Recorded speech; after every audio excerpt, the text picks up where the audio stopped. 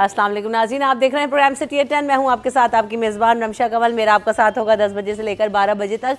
आज हफ्ते का दिन है, छुट्टी का दिन है, और छुट्टी के दिन को मैं हमेशा कहती हूं कि कुछ ना कुछ डिफरेंट किया कीजिए, रूटीन से हट के किया कीजिए और इन्जॉय किया कीजिए। भले अपनी फैमिली के साथ करें, फ्रेंड्स के साथ करें, बच्चों के साथ टाइम स्पेंड करें, क्योंकि ये वक्त हमें मिलता है। थोड़ा सा भी अगर वक्त हो और अच्छे तरीके से गुजार लिया जाए तो आप पूरा हफ्ता जो है ना वो फ्रेशन अप हो जाते हैं और काम करने के लिए तमन्नाई जमा कर लेते हैं। तो इसी बात के साथ वीकेंड का आगाज़ करेंगे और आज की कहानी पर भी नज़र डालते हैं कि आज की कहानी क्या है। तो जी, ये दो दोस्तों की कहानी है कि वो दोनों समंदर किनारे गांव में रहते थे। रोज़ वो सुबह सवेरे से जो ना सी शेल्स यानी जो सीपियाँ होती हैं वो इकट्ठा करने समंदर में जाते थे और फिर बाज़ार जाकर उनको बेच देते थे। उससे उन्हें अच्छे खासे पैसे मिल जाते थे। वो दोनों इस काम से बहुत खुश थे। ऐसे ही एक सुबह जब वो साहिल पर पहुंचे और शैल्स इकट्ठी करने लगे तो एक दोस्त को फ़ौरन ही एक बड़ा सा सी शैल मिल गया और वो शैल काफ़ी खूबसूरत भी था। बड़ा शैल तो दोस्त कहने लगे कि भाई ये तो सीपी जो है वो बहुत महंगी बिकेगी और मेरा दोस्त इससे अच्छे खासे जो है ना वो पैसे कमा लेगा। इसकी बराबरी करने के लिए मुझे भी जो है ना एक और ऐसा ही जो खौल है, सी शैल है, वो ढूंढना चाहिए, तो ताकि मैं भी इसको अच्छे पैसों में बेचूँ। तो फिर इधर उधर घूम रहा था, उसकी नज़रें इसी शैल को तलाश कर रही थी। छोटे छोटे शैल उसके हाथ में आते रहे और उसने जो है ना उनको छोड़ता रहा। उसने बेदिली से उन्हें फेंक दिया कि नहीं, मुझे तो खुद अब वैसे ही बड़ा सी शैल चाहिए जैसे उसके दोस्त को मिला था। फिर क्या हुआ कि वो भी अपने दोस्त की तरह चाहता था ज़्यादा पैसे कमाए। उसके जहन में जैसे वो एक बात जो है ना जम गई कि जी अब जब तक मुझे बड़ा सी शैल नहीं मिलेगा मैं भी जी पीछे नहीं हटूँगा। सारे सी शैल जो छोटे छोटे आते रहे वो जाते रहे और उसने ऐसे छोड़ दिया। सुबह से दोपहर हो गई, दोपहर से शाम हो गई, लेकिन उसे बड़ा सी शैल हाथ ना आया और अब वो बिल्कुल खाली हाथ बैठा हुआ था कि ना छोटे सी शैल उसके हाथ में थे ना बड़े उसके हाथ में थे।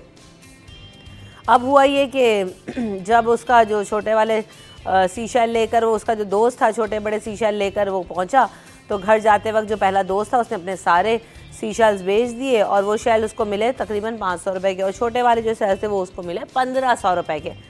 ये देखकर दूसरे वाले दोस्त को बहुत गुस्सा आया और अफसोस भी हुआ कि यार वो तो खामखान जो है ना बड़े वाले सारे जो सीपियाँ उसको मिल रही थी वो फेंकता जा रहा था और बड़े वाले की जो तलाश में ज़ाया करता रहा सारा टाइम। अगर वो भी सारे छोटे छोटे सी शैल्स इकट्ठा कर लेता तो उसे भी जो है ना छोटे से शैल से ज़्यादा पैसे मिल जाते और वो भी पैसे आज कुछ ना कुछ घर लेके जाता। उसने अपना कितना नुकसान किया। ये सोच ही रहा था कि जो है ना उसे अपनी ज़िंदगी में बड़ा सबक मिला कि ज़िंदगी में हम में से भी अक्सर लोग ऐसा कहते हैं कि कुछ बड़ा करना है, कोई बड़ा हाथ मारना चाहते हैं, कोई शॉर्टकट ढूंढना चाहते हैं, ज़िंदगी में किसी बड़े मौके की तलाश में रहते हैं। लेकिन हम इस चीज़ पर फोकस नहीं करते कि अगर छोटा छोटा भी कुछ करना लगे, छोटा मौका आए, कहते हैं ना पहली सीढ़ी पहला कदम चढ़ने लगें तो ज़िंदगी में जो है ना हम बहुत आगे बढ़ सकते हैं। तो बात यही है कि ऐसा नहीं है कि आप बड़ा नहीं सोचें, गोल्स आप बड़े नहीं रखें, लेकिन उन गोल्स को अचीव करने के लिए छोटे गोल्स पे फोकस है, छोटे स्टेप्स पे फोकस करें तो आप ज़िंदगी में जो है ना वो बड़े गोल्स भी हासिल कर सकेंगे और ज़िंदगी में कुछ बड़ा करने की ताकत भी रख सकेंगे। तो आज की कहानी से हमें ये सबक मिला कि जनाब हमने देखा कि हम समझ रहे थे जी बड़ा गोल होगा, बड़े पैसे मिल जाएंगे, लेकिन उससे छोटी छोटी चीज़ों से ज़्यादा पैसे कमा लिए और उससे ज़्यादा जो है ना मुनाफा मिला। तो हम कभी ऐसा बज़ाहिर नज़र आ रहा होता है जो बड़ा गोल होगा जी हम उसमें बहुत कुछ कर लेंगे, लेकिन हम छोटी छोटी चीज़ों को नेगलेक्ट कर लेते हैं जो हमें ज़्यादा फ़ायदा दे सकती हैं। तो हमें अपनी ज़िंदगी में इसको शामिल करना चाहिए। छोटे गोल सेट करें, छोटे स्टेप्स लें और उनको पूरा करने की कोशिश करें तो एक दिन आपका जो बड़ा गोल है आप उस तक पहुंच ही जाएंगे। इसी बात के साथ जो है ना वो स्टोरी हमने शामिल की और आगाज़ भी कर लेते हैं। अयाज़ राना को वेलकम करते हैं शो में। अयाज़ अस्सलाम वालेकुम। वालेकुम अस्सलाम। कैसी लगी कहानी? कहानी तो आपकी हमेशा बहुत अच्छी होती है रोज़ाना की तरह। जो ऑनियर सुना या ऑफ एयर?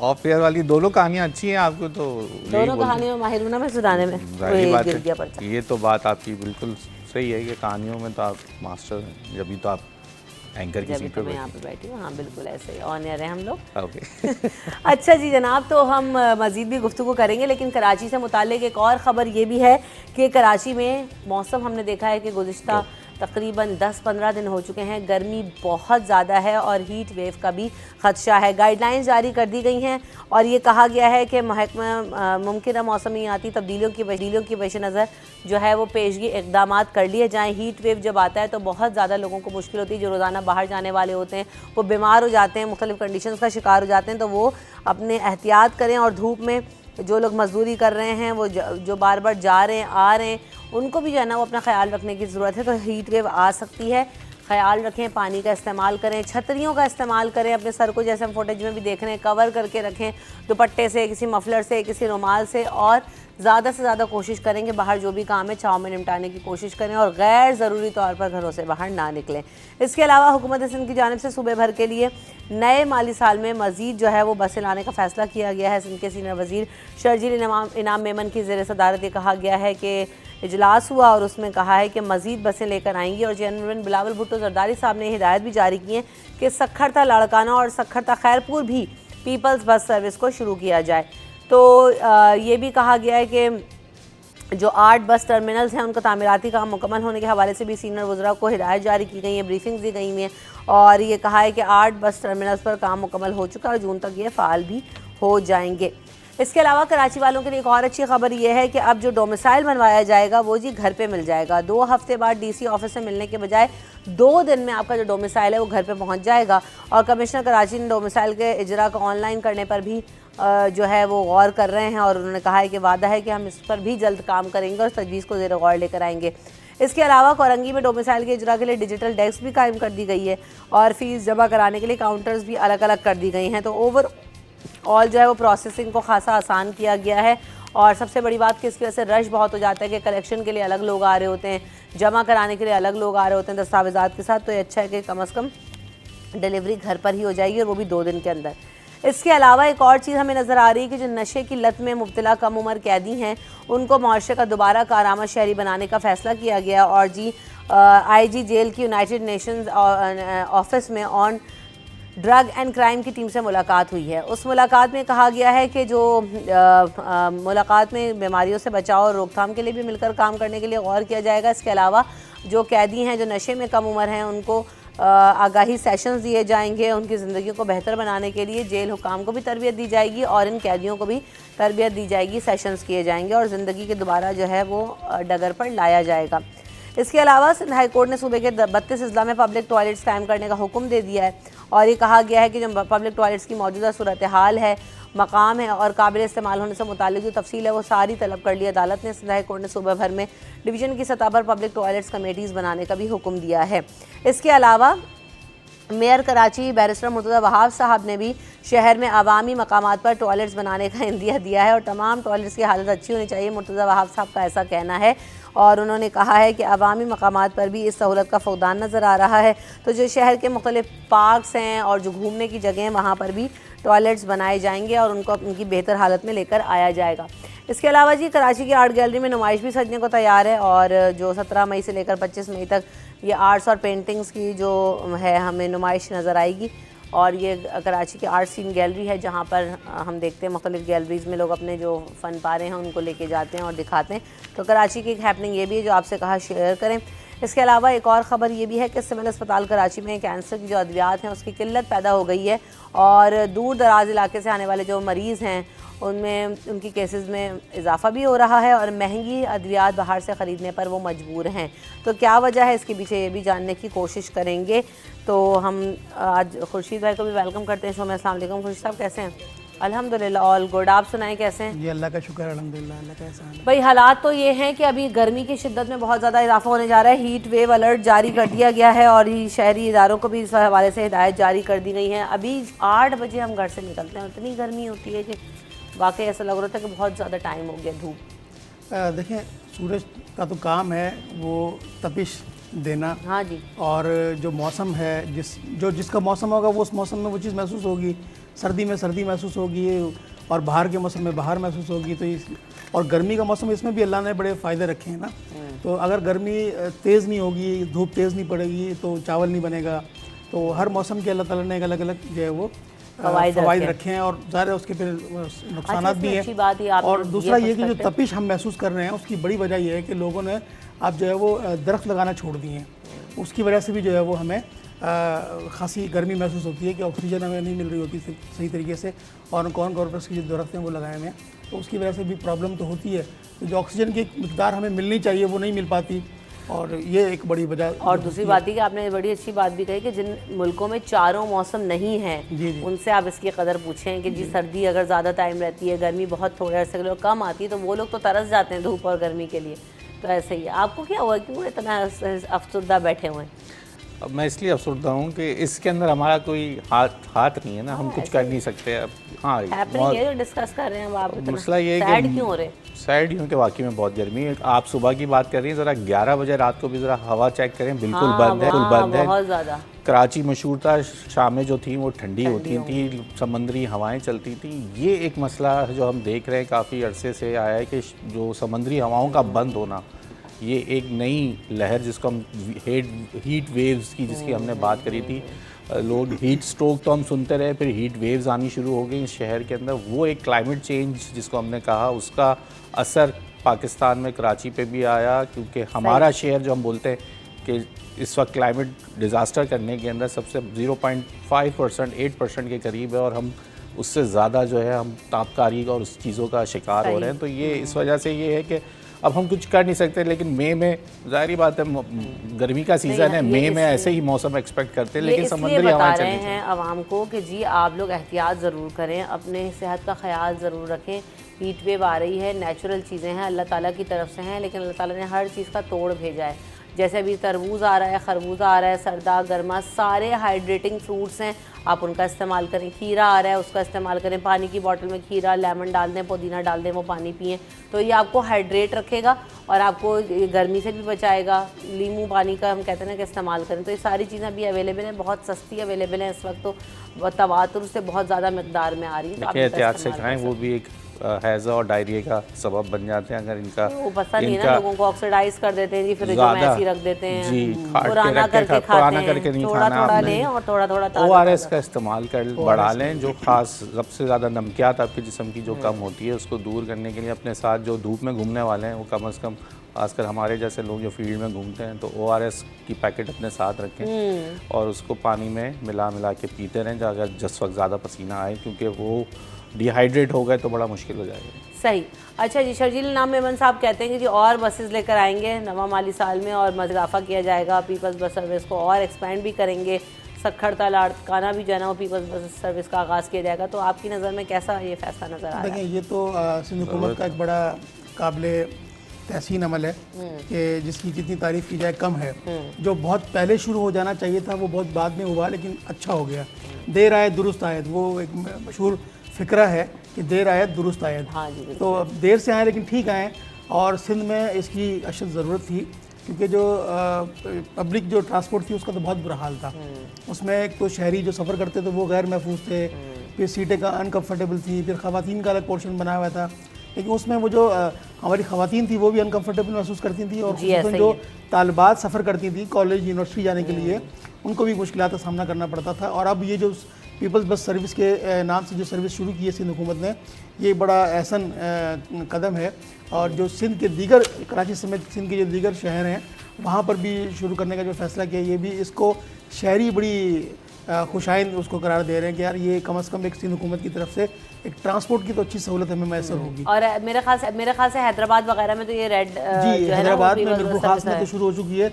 अब लोगों ने बहुत पसंद किया जी, नवाबशाह, सखर, लाड़काना, ये जो अजला हैं बड़े सिंध के जो बड़े दीगर शहर ये भी हैं, तो यहाँ पर भी जो है, क्योंकि एक बड़ा सवाल था कि पीपल्स पार्टी जो है वो कराची जो तो शुरू कर रही है, लेकिन लाड़काना जो उनका एक हब कहलाता है, सियासी हब जिसे कहते हैं, सियासी कला कहलाता है, तो वहाँ ये क्यों नहीं शुरू कर रही।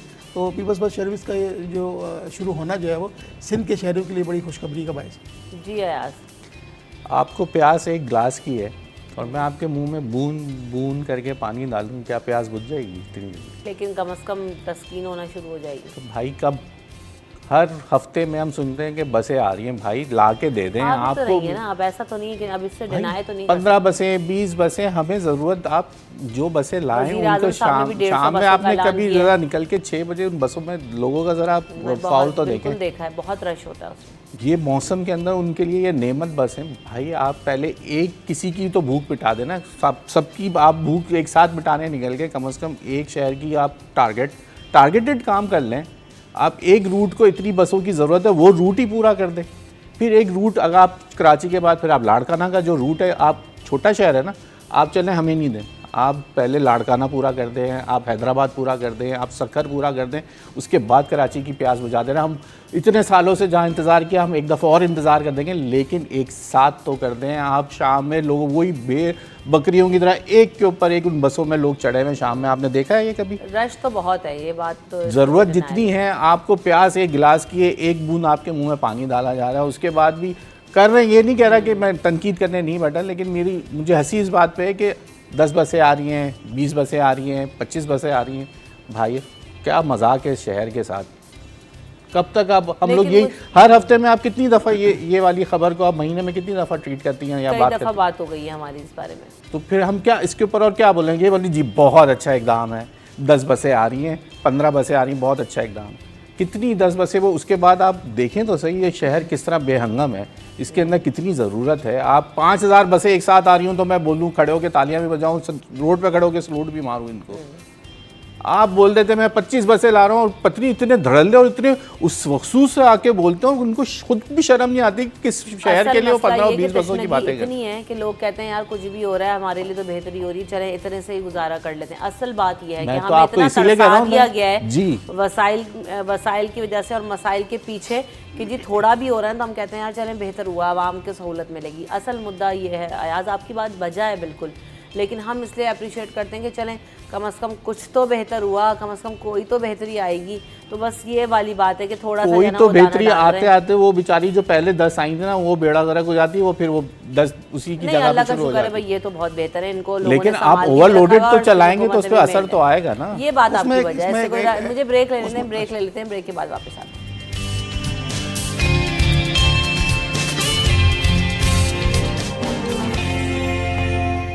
Welcome back in city at 10। तो जी खबरें हमारे पास और भी हैं, और अच्छी खबर कराची वालों की ये भी है कि कराची में जो डोमिसाइल है वो घर पे मिलेगा, और ये सहूलत भी जो है ना वो दे दी गई है कि पहले हफ्तों लग जाते थे, अब ये कहा है कि 2 दिन के बाद आपको डी ऑफिस से जो पहले मिलता था वो घर पे आ जाएगा। तो आप लोगों की नज़र में कैसे ऑनलाइन सिस्टम पे भी बात हो रही है, डिजिटलाइज करने के लिए भी कहा गया, डिजिटल डेस्क भी कायम करने के लिए कह रहे हैं, और काउंटर्स भी बढ़ाए जाएंगे। जी बिल्कुल ज़बरदस्त खबर है। ये सबसे ज़्यादा फ़ायदा इससे जो होना है वो है कि एजेंट्स जो ये बैठते थे, ये आम आदमी को तो समझ ही नहीं आता था। आप कोई भी डीसी ऑफिस के बाहर जाएं तो एजेंट्स की एक भरमार थी जो ये आपको बना के देते थे। अच्छा ये डोमिसाइल चाहिए, आपने बनवाया है वैसे अपना? जी मेरा तो काफ़ी टाइम पहले बन गया था कॉलेज के बाद। लोग डोमिसाइल ज़रूरत पड़ती इसलिए कि आप जब कोई सरकारी नौकरी लेने जा रहे होते हैं तो उसकी पहली शर्त जो है तो डोमिसाइल होता है, क्योंकि उसमें आपको बताना होता है कि आप कहाँ के रिहायशी हैं, आप कौन से सूबे में रहते हैं, उसमें कौन से इलाके में रहते हैं। मैंने तो कोई सरकारी नौकरी में अप्लाई नहीं, मेरा क्यों बनवाया है? घर वालों ने बनवा दिया यूनिवर्सिटी के लिए। यूनिवर्सिटी में भी मांगते हैं, यूनिवर्सिटी के लिए भी मांगते हैं, सरकारी नौकरी के लिए भी मांगते हैं। उसमें आपका जो कोटा है वो पता चलता है कि आप रहते किधर हैं। इसका मेन पर्पज़ ये है कि आपकी शहरी जो आप जिस इलाके में रहते हैं उसका पता चले कि आपकी रिहाइश कौन से इलाके की है, परमानेंट रेजिडेंस आपकी कौन सी है, तो वो उसके लिहाज से ये बनाया जाता है। ज़्यादातर इसके बाद इसकी ज़रूरत जो है कॉलेज यूनिवर्सिटी के बाद लोग नौकरी वीज़ास के लिए भी डोमिसाइल बेस के ऊपर मिलती है, तो ये इन पर्पज़ के लिए होता है। अब पता नहीं हम बहुत जिद्दत की तरफ तो चले गए, अभी भी इन चीज़ों की ज़रूरत महसूस की जाती है या क्यों इन चीज़ों में हम फंसे हुए हैं। तो अब सब चीज़ें आ गई ना, वही ये सब चीज़ें अब इसको डिजिटलाइज करना। हमने इससे पहले जो निगरान हुकूमत के अंदर हमने देखा कि बहुत सारी चीज़ें बना रहा है, आप नादरा के साथ ही चिपका देना उसको जी, अब शनाख्ती कार्ड बन रहा है, डोमिसाइल पीआरसी ये वो जो भी आपको रिक्वायरमेंट है वहीं पे आप सारा डाटा दे रहे हैं। अरे भाई आप एक छोटी सी चीज़ ऐड कर देना आईडी कार्ड में, आप क्या ऐड कर दें? डोमिसाइल बनाने की ज़रूरत ही नहीं पड़े, आपको परमानेंट रेजिडेंसी शो करने के लिए एक सर्टिफिकेट है ना।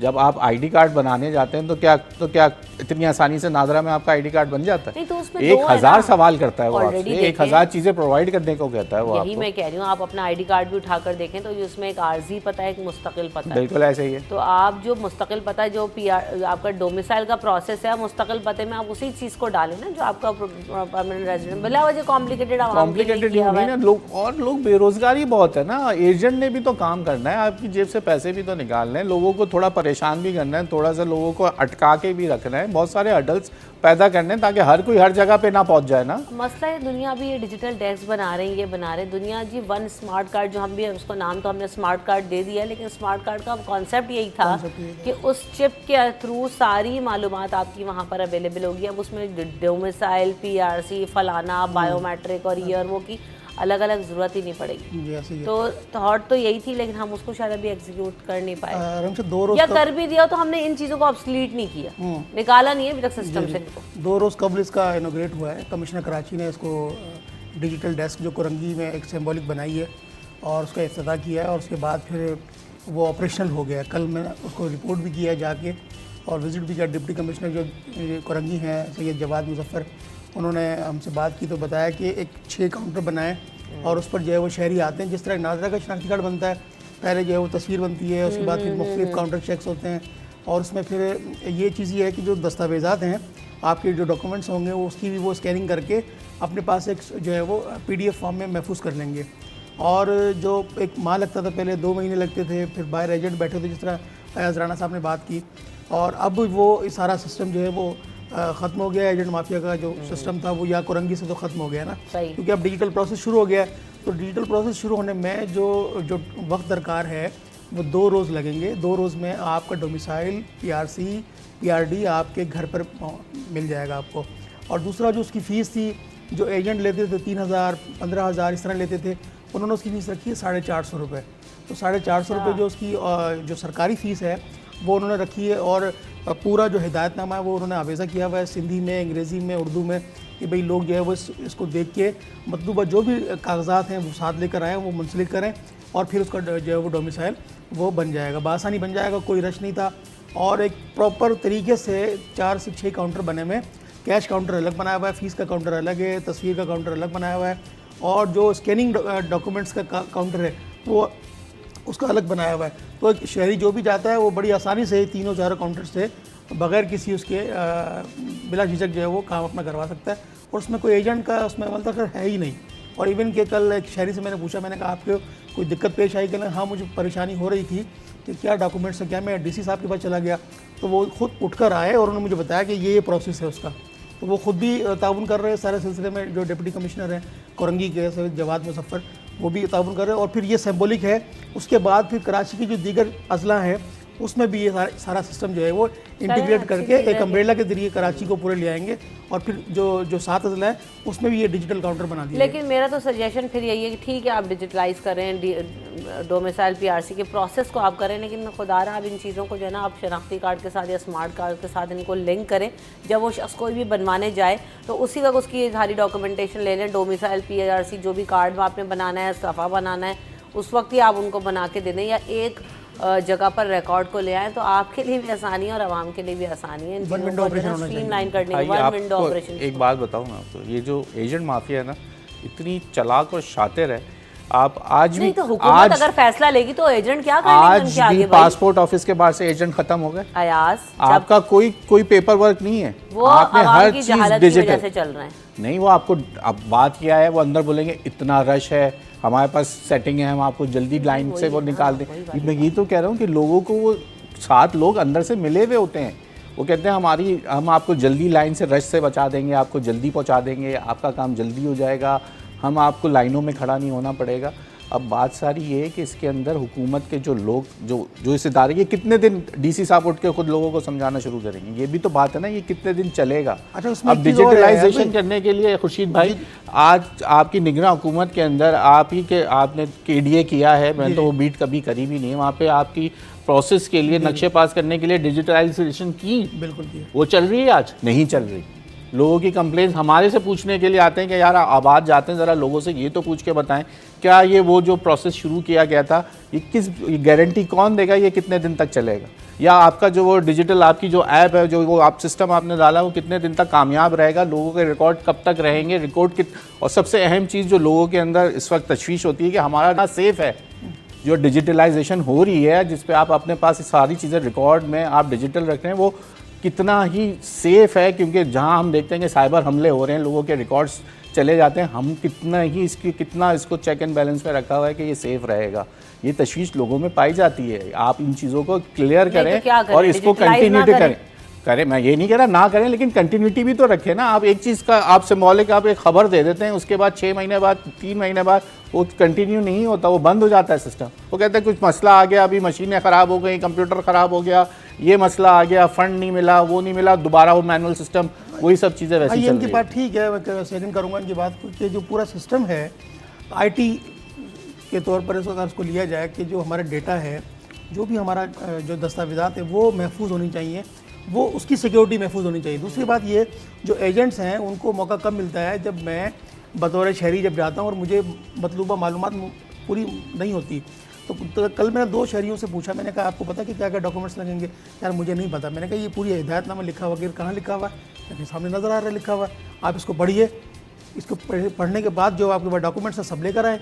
तो वो एकदम हवानक रह गया ना कि यार ये लिखा हुआ। मैंने कहा बिल्कुल लिखा हुआ है। तो लोग पढ़ते नहीं हैं, मालूमात नहीं करते और फौरन एजेंट को पैसे दे देते हैं और वो आसानी शॉर्टकट ढूंढते मैं हैं। यही बात कह रही हूँ कि देखें, जब तक जो है ना, वो कहते हैं ना कि आप बेवकूफ़ बनाने वाले भी तब तक बेवकूफ़ बनाते रहेंगे जब तक बेवकूफ़ खुद जिंदा रहते हैं और बेवकूफ़ी करता रहेगा। बिल्कुल। अब बात ये है कि उर्दू में भी लिखा होता है और ऐसा नहीं कि खाली अंग्रेजी में लिखा है, उर्दू में भी लिखा होता है। तीसरी बात ये कि फिर भी समझ में नहीं आ रहा तो इन्फॉर्मेशन डेस्क है, काउंटर्स हैं, वहाँ पर अंदर जाके पता कर सकते हैं। एजेंट्स को अब जब हम डिस्करेज करना शुरू करेंगे तभी बात होगा। फिर दूसरी बात, ये सारी चीज़ें हमारे मुल्क में हर जगह चल रही होती हैं, लेकिन सिस्टम तो हुकूमत ने बनाना है जी। तो अगर हम ये कहेंगे जी एजेंट माफिया यूँ करेगा, वो चलता रहेगा, जो डिजिटलाइज ना करो, तो ये सारी जो है ना बातें सिर्फ बातें हैं। आपको जो काम करना है वो आप करेंगे, बाकी सब चीज़ें हमारे मुल्क में चलती हैं। और आईटी के तौर पे महफूज मजबूत सिस्टम उसके अगेंस्ट भी जो है वो हुकूमत को एक्शन लेना ताकि होगा, साइबर कोई हमला ना हो सके। एग्जैक्टली साइबर उसके लॉस में भी अमल दरामद करवाने की ज़रूरत है और लोगों के ईज़ के लिए भी अब वन विंडो ऑपरेशन की तरफ जाने की ज़रूरत है। ये है असल चीज़, जो अगर हो जाए तो आवाम के लिए भी और ख़ुद जो इदारे हैं उनके लिए भी आसानी हो जाए। वक्फे के बाद हटना।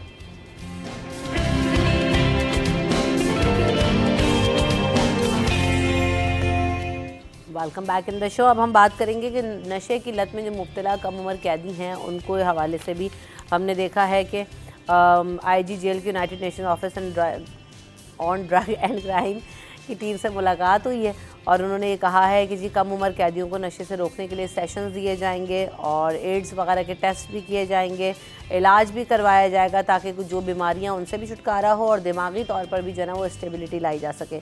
तो एक अच्छी चीज़ है कि जेल हुकाम भी उस हवाले से उनको भी ट्रेन किया जाएगा कि आपने उनके साथ किस तरह से पेश आना है और किस तरह से इन कैदियों को ट्रेन करना है। देखिए, ये जो मनशियात के आदी अफराद होते हैं, ये उसका सबसे अमल दखल जो है वो माहौल के ऊपर होता है कि उनकी दोस्तियाँ, जो नौजवान यूथ हमारी जो इसमें इन्वॉल्व है, जो ड्रग्स के अंदर यूनिवर्सिटीज़ कॉलेजेस में भी ये खबर आई थी जिसमें लॉ एंड ऑर्डर में प्रेसिडेंट आसिफ अली जरदारी ने कहा था कि मेरे इस जो तालिब इल्म हैं वो इसमें मतलब इन्वॉल्व हो रहे हैं, उस पर ऑपरेशन होना चाहिए। दूसरी बात ये रमशा कि जो जेलों का मामला है, जेलों में जो कैदी हैं वो अरसा दराज से वहाँ पर मुख्तलिफ NGOs ही काम कर रही हैं। आप अगर मलिर जेल में जाएँ तो मलिर जेल में भी मुख्तलिफ सेक्शंस बनाए हुए हैं जिसमें हुफाज का सेक्शन भी है, नाजरा का सेक्शन है, पेंटिंग्स बनाते हैं लोग, फिर उसके अलावा सिलाई कढ़ाई का उसमें ख़वातीन कैदियों के लिए होता है, जो कम सन बच्चे हैं उनके लिए लर्नर्स बैठे होते हैं। तो ये जो इनके माहदे में ये भी एक अच्छा इनिशिएटिव है। लेकिन ऑलरेडी जेलों में ये तालीम और तरबियत का काम पहले से भी जारी है। जिस तरह सक्खर जेल की मैं बात करूँ आपसे, तो सक्खर जेल के कैदियों की टोपियाँ बड़ी मशहूर हैं। जो सिंधी टोपी होती है वो बनाते हैं, तो बड़ी खूबसूरत बनाते हैं वो और बड़ी महंगी बिकती हैं। वो जब उनकी नुमाइश लगती है तो वो बड़ी महंगी टोपी बिकती है और वो बहुत खूबसूरत होती है। सिंध का कल्चर सकाफत है तो वो बनाते हैं। इसके अलावा मलिर जेल की बात करूँ, सेंट्रल जेल कराची की बात करूँ, तो वहाँ पर जो कैदी हैं जो खुद से जिनकी जो तब्दील होना चाहते हैं, अपने आप को तब्दील करना चाहते हैं, रिहा होकर माशरे में एक अच्छा शहरी बनना चाहते हैं, तो उनके लिए जेल में एक अच्छा माहौल भी है। और जेल एक पूरा एक अलग से जेल माहौल है। जेल में अगर आप जाएं तो जेल पूरा जेलर का जो गुस्सा और रौब दबदबा होता है एक अलग ही होता है। लेकिन अगर जेल के माहौल से निकलकर अपने आप को तब्दील करने की ख्वाहिश रखे नौजवान, तो वो भी उस वहाँ भी तालीम और तरबियत का पूरा सिस्टम मौजूद है। अच्छा, एक चीज़ आपने यहाँ पे जिक्र किया ना, सेंट्रल जेल जाने का मेरा भी इत्तेफाक हुआ, वहाँ से हमने कई शो किया और देखा, मैंने भी बड़ा क्लोजली कि एक तो ये कि सारा जो आपका hand craft, art and craft और ये सब म्यूज़िक क्लासेस, ये तमाम चीज़ें वहाँ पर हो रही थी और बहुत अच्छे तरीके से उसको लेते थे। दूसरी चीज़ जो मुझे पसंद आई थी वहाँ पर वो बात ये थी कि जो जेलर्स के भी ये ट्रेनिंग देने की बात हुई, जेलर्स का रवैया, क्योंकि एक वक्त था कि हमने बहुत रूड जो है वो इस तरह के बिहेवियर्स देखे हैं और उनका जो है वो बॉन्ड कोई नहीं होता उनके साथ। तो ख़वातीन के भी मैं उसमें गई थी विंग में भी, तो वहाँ पर भी जो जेलर्स थी और उस वक्त मुझे नाम जहर से निकल रहा है, बड़ा अच्छा वो खातून का नाम है, तो क्रिकेट मैच वगैरह हो रहा था, तो वो भाई गले मिल रहे हैं एक दूसरे के साथ जो है ना वो, और जो है वो बड़ा एक अच्छा खुशगवार माहौल मुझे नज़र आया। तो उससे अंदाज़ा हुआ कि ये एक दिन का दिखावा नहीं है, इनके इंटरेस्ट क्या हैं। तो इसलिए मुझे जो है ना वो चीज़ बड़ी पसंद आई थी कि यार नहीं, काम हो रहा है और जो है वो चेंज भी नज़र आ रहा है। तो बड़ा मुझे अच्छा लगा था उस वक्त। देखिए जेल के माहौल या कैदियों के साथ माहौल वो एक अलग बात है। बात यहाँ आ रही है कि नशे के ड्रग एडिक्ट्स। अब बात सबसे अहम कि ड्रग एडिक्ट्स वहाँ जो मौजूद हैं, वहाँ जो मंशियात की लत में पड़ जाते हैं, उनकी बात हो रही है, या वो जराइम पेशा अफराद जो ड्रग्स माफिया में या ड्रग्स बेचते हुए पकड़े जाते हैं। कैदियों का कहा गया जी। अच्छा, अब वो कब उम्र कैदी कौन है? जो चोरी करते हुए ड्रग्स एडिक्ट्स पकड़े गए वो अंदर होंगे। अब बहुत सारी चीज़ें, अब मैं इसलिए ये इतनी बड़ी बात तमीद बांध रहा हूँ कि बात ये है कि आप शहर के अंदर ये जो आपको जगह जगह जो लोग बैठे हुए नज़र आते हैं नशेई, पुलिस वाले उन पे हाथ नहीं डालते, क्योंकि आपके पास कोई ऐसा कानून नहीं है कि उनको उसके ऊपर वो हाथ डालें जो सड़क किनारे बैठा हुआ है। अब वो आपके लिए ख़तरे का सबसे बड़ा वो आदमी यूँ बना हुआ है कि वो आपके पेडेस्ट्रियन ब्रिज की लोहा निकाल के ले जाता है अपना नशा पूरा करने के लिए, गटर के ढकने उठा के ले जाता है उसका सरिया निकालने के लिए, वो अपनी नशे की आदत को पूरा करने के लिए वो काम कर रहा है। ये आपका मुझे इनिशिएटिव समझ में आ रहा है, लेकिन सबसे अहम काम इस वक्त ये है कि आप उन लोगों के लिए कोई ऐसी कानून साजी करें या उनको उनके लिए ऐसे सेंटर्स बना दें कि वो एक अच्छे कामयाब शहरी बन सकें और दोबारा माशरे का हिस्सा बन सकें। वो काम करने के लिए समझ में आता है, लेकिन ये भी ठीक है, चलें अयाज की बातें ना वजह होती है लेकिन पैरेलल होती है। अच्छा, अब अयाज जो बात कर रहे हैं ना वो पैरेलल चीज़ है कि हमें साथ साथ ये भी करने की ज़रूरत है। और ये अब जैसे खुर्शीद ने कहा कि भाई आपको एनजीओज़ के साथ मिलके और चीज़ें हो रही हैं, तो चलें ठीक है हो रही हैं, लेकिन हाँ ये चीज़ हम शहर मेरी से बात पैरेलल नहीं होती। हाँ। मैं आपको बताता हूँ वो बात जो कॉज है, जो बिल्कुल मैं कहता हूँ कि आप नशा मिल रहा है, नशा वहाँ से हो रहा है, जराइम में लोग मुलविस हो रहे हैं, वो रूट कॉज वही है। आप बुशेस काट रहे हैं, आप जड़ पे नहीं जा रहे ना। मैं ये कह चीज़ों को पैरेलल लेके चलने की जरूरत है ना, ये दोनों चीज़ें साथ साथ होने की जरूरत है। मैं कहता हूँ आप ये बहुत टाइम गुजर गया रामशा, ये सब चीज़ें बचपन से, और आप 75-80 साल हो गए ये सब सुनते हुए। ये कब होगा? कितनी जनरेशंस और बर्बाद होंगी इसके पीछे आने वाले बच्चों के लिए। आप और मैं अभी ये आवाज़ नहीं उठाएंगे, काम नहीं करेंगे, तो आने वाली नस्लों के लिए कौन करेगा? ये हमें उनके लिए जवाबदेह हैं कि, और सारे इदारों के साथ मिलके तमाम दुनिया के लोगों को इसके ऊपर सोच, सब हमारा मसला नहीं है, पूरी नशा जो है पूरी दुनिया का मसला है। सही है। और नए जनरेशन के लिए सबसे अहम मसला है। हमने ज़िंदगी गुजार ली, हमने आने वालों के लिए काम ऐसा करके जाना है कि वो बढ़ गया, बहुत ज़्यादा कॉमन हो गया। स्कूल और कॉलेजेस की जो बात गई है वो एक बहुत पेनफुल है, एक सोचने वाली बात है। आपके मेरे आने वाली जनरेशन, इसको भी बरसा बरस हो गए इतना ज़्यादा जो है, ये भी खुद भी बिलोंग है। खुशी भाई आप कमेंट कीजिएगा, इसका मजीद भी बात करेंगे, लेकिन ब्रेक ले लेते हैं पहले, ब्रेक के बाद फिर मजीद बात करेंगे।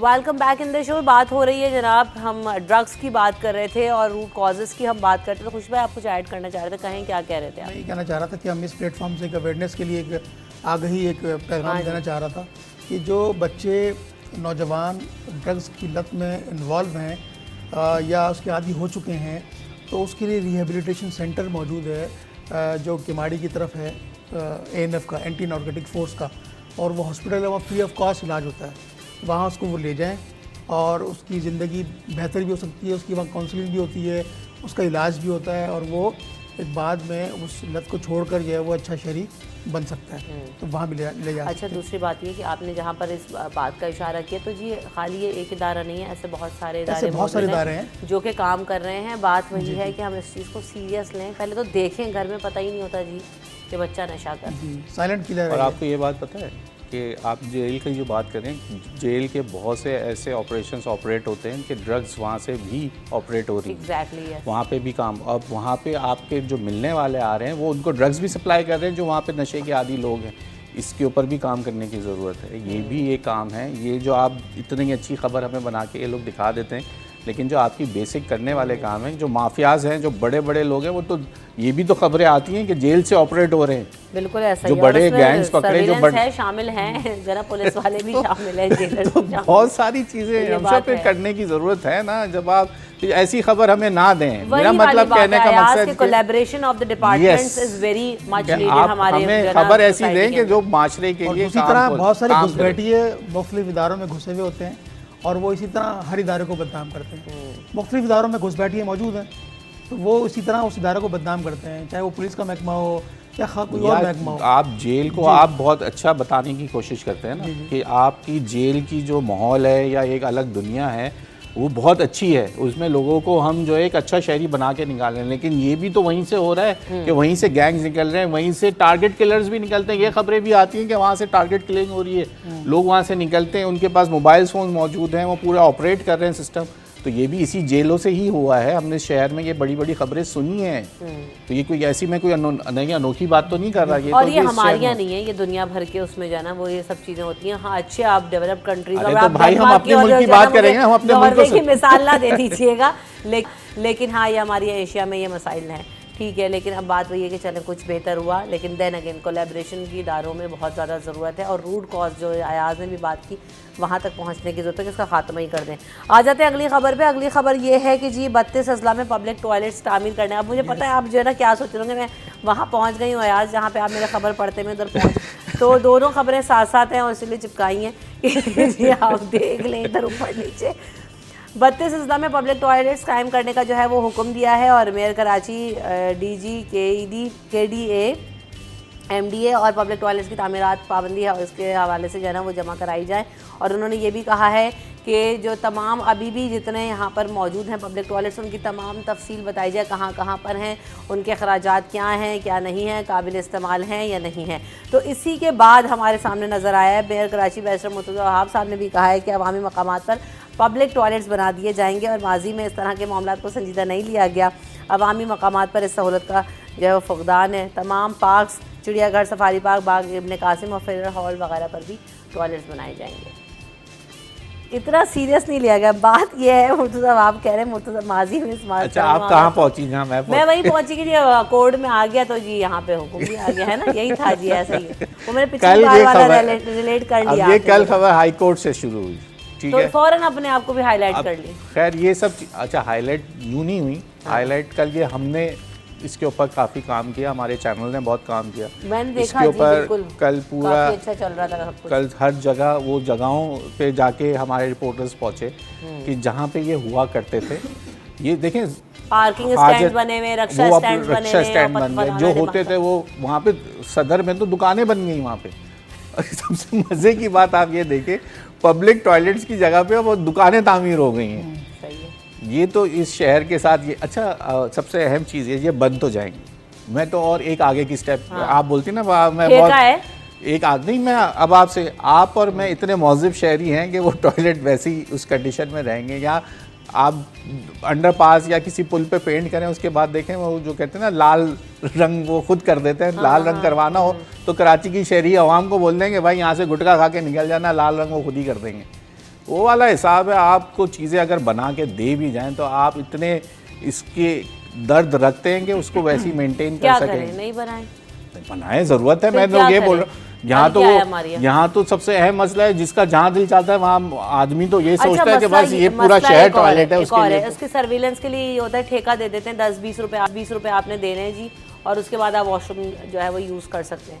उस पर भी लोगों का एतराज़ होता है, वो उसकी मेंटेनेंस के लिए रखा जाता है बिल्कुल, लेकिन ना वो मेंटेनेंस होती है लेकिन पैसे जा रहे होते हैं, ये भी एक मसला है। अच्छा मुझे एक बात बताएं, ये तमाम लोग जो बाहर, आपने ट्रैवल तो किया है ना जी, आपने कहीं देखा है कि जिस तरह यहाँ पे लोग जहाँ हाजत महसूस हुई वहीं बैठ गए?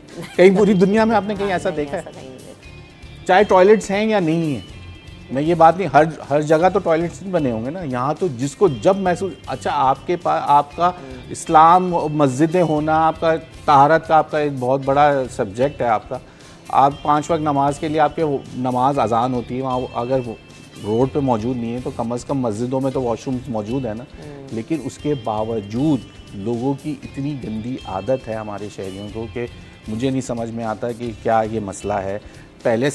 पहले के मुकाबले में कुछ कमी आई है, ये नहीं कि नहीं, लेकिन कुछ पहले जिस तरीके से हर गली हर मोहल्ले में ऐसे नज़र आता था जिसको देखो जैसे यही उनको आदत बनी हुई कि घर से बाहर जाके ऐसे करना है उन्होंने, लेकिन अब इस तरह इतना नज़र नहीं आता। लेकिन फिर भी अभी भी आप कहीं बाज़ार एरिया की तरफ जाएं जहाँ पे इस वक्त कमी है, लोग अगर जब उनको ख़ास करके जो लेबर क्लास है उनको जब पूरा दिन जो बाहर बैठे हुए जो मज़दूर है वो कहाँ जाएगा? अगर वो मस्जिद नहीं है कि करीब या मस्जिद नहीं जा रहा तो वो फिर इस तरीके के काम होते हैं कि वो कोई ऐसी अच्छा, तो जगह अब का हल क्या है मुफ्त जी? पब्लिक टॉयलेट्स बनने चाहिए और क्या, बनाए जाएं, कैसे बिल्कुल उनका बनाए जाएं, लेकिन maintenance उसको किया जाए? maintain अब करने कैसे की होगा? guarantee दी जाए। अवाम की जहालत भी माशाल्लाह वैसे कहना नहीं चाहिए, लेकिन ये बात सही है आज की कि भाई ये एटीट्यूड तो है हमारे। बनने तो चाहिए पब्लिक टॉयलेट, लेकिन उनकी सर्विलेंस तो मैं समझता हूँ बहुत उसमें भी सीसीटीवी सीसीटीवी सर्विलेंस नहीं करते रात को वो। वही फिर आपके नशे ही उसके अंदर आप देखें बैठे ना कि होंगे। वो सर्विलेंस उनकी ज़रूरी है, क्योंकि वो ऐसी जगहें होती हैं वहाँ पर जो है वो मंशियात के आदि अफराद जो है ना वो डेरे जमा लेते हैं, और बहुत सारी सरकारी ऐसी इमारतें हैं जिनका कोई चेक एंड बैलेंस नहीं है। मैं यहाँ से जाएंगे, अगर ये जो NMC हॉस्पिटल है उसके बाद में एक रेलवे का बड़ा ग्राउंड है, हाँ। वहाँ पर 3-4 कमरे ऐसे हैं जो खाली पड़े हुए हैं, और पाकिस्तान रेलवे भी इसको नहीं पूछ रहा। तो उन कमरों में मंशियात के आदि अफराद वहाँ डेरे जमाते हैं और सुट्टे लगाते हैं, और फिर वो शेर पढ़ते हैं कि लगे दम मिटे गम कमाए दुनिया खाए आप बड़ा हम। बैठे हैं वहाँ पे, जो आपको शेर और शायरी भी पता है। तो ये खुर्शीद भाई, मैं तो आपको बड़ा अच्छा बंदा समझ रही हमने थी। कई दफा कहाँ निकल आए आप? रिपोर्ट किया ना, इसलिए हम गए वहाँ रिपोर्ट पे। करने जाते हैं, रिपोर्ट आप करने इतना की, इस गलत वजह क्यों ले से। जा रही हो? सही में, मैं भी वही अपने सेहत से तो ऐसे नहीं लगते हो। सेहत के और सप्लीमेंट्स भी तो आ गए ना। तो इसलिए अब जो है ना इसका फिर बनना तो चाहिए, ठीक है, हाँ। लेकिन इनकी जगह पर ये तशवीशनाक बात है कि वहाँ दुकानें बन गई हैं। और आप मज़े की बात ये देखें, शहर में जितनी भी हाउसिंग स्कीम्स हैं उसमें मस्जिद, स्कूल और पार्क की जगह होती है। बदकिस्मती से तीनों जगहें बिल्कुल माइनस कर दी जाती हैं, उनके ऊपर तामीरात कर दी जाती है। जी, तो जब इस शहर में ये सूरत हाल हो कि जहाँ पार्क्स बनने चाहिए वहाँ पार्क्स ना बने, जहाँ स्कूल बनना चाहिए वो स्कूल ना बने, जहाँ मस्जिद बननी चाहिए मस्जिद ना बने, तो वहाँ पब्लिक जो टॉयलेट्स है उसकी जगह कैसे भाई कैसे महफूज हो सकती सीव्यू पे है? होते थे, पत्नी अब हैं या नहीं मुझे तो नहीं नजर क्या आ रहे। चीज़? सीव्यू पे वॉशरूम्स होते थे, हाँ, जहाँ पे आपकी ये शॉप्स बनी थी उसके साथ वॉशरूम्स भी होते थे, अब नहीं नजर आते क्योंकि अभी दोबारा से तामीर हुआ है उसका काफी ऐसा हुआ, गए हुए सीव्यू पे तो बड़ा काम हुआ है, पार्क वार्क भी बनाए गए, पार्क्स public बने तो toilets उसके नहीं बाद से यहाँ पर। पब्लिक टॉयलेट्स खत्म हो गए ना, मुझे तो नहीं नजर आए।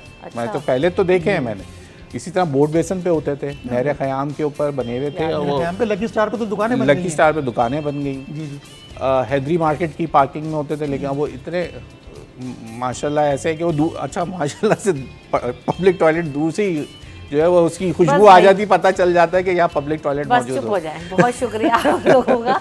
अभी सुबह सुबह मेरे तरह दिमाग खराब करने का जो है ना कोई ज़रूरत नहीं है, माल के हाल पर नज़र डाल लेते।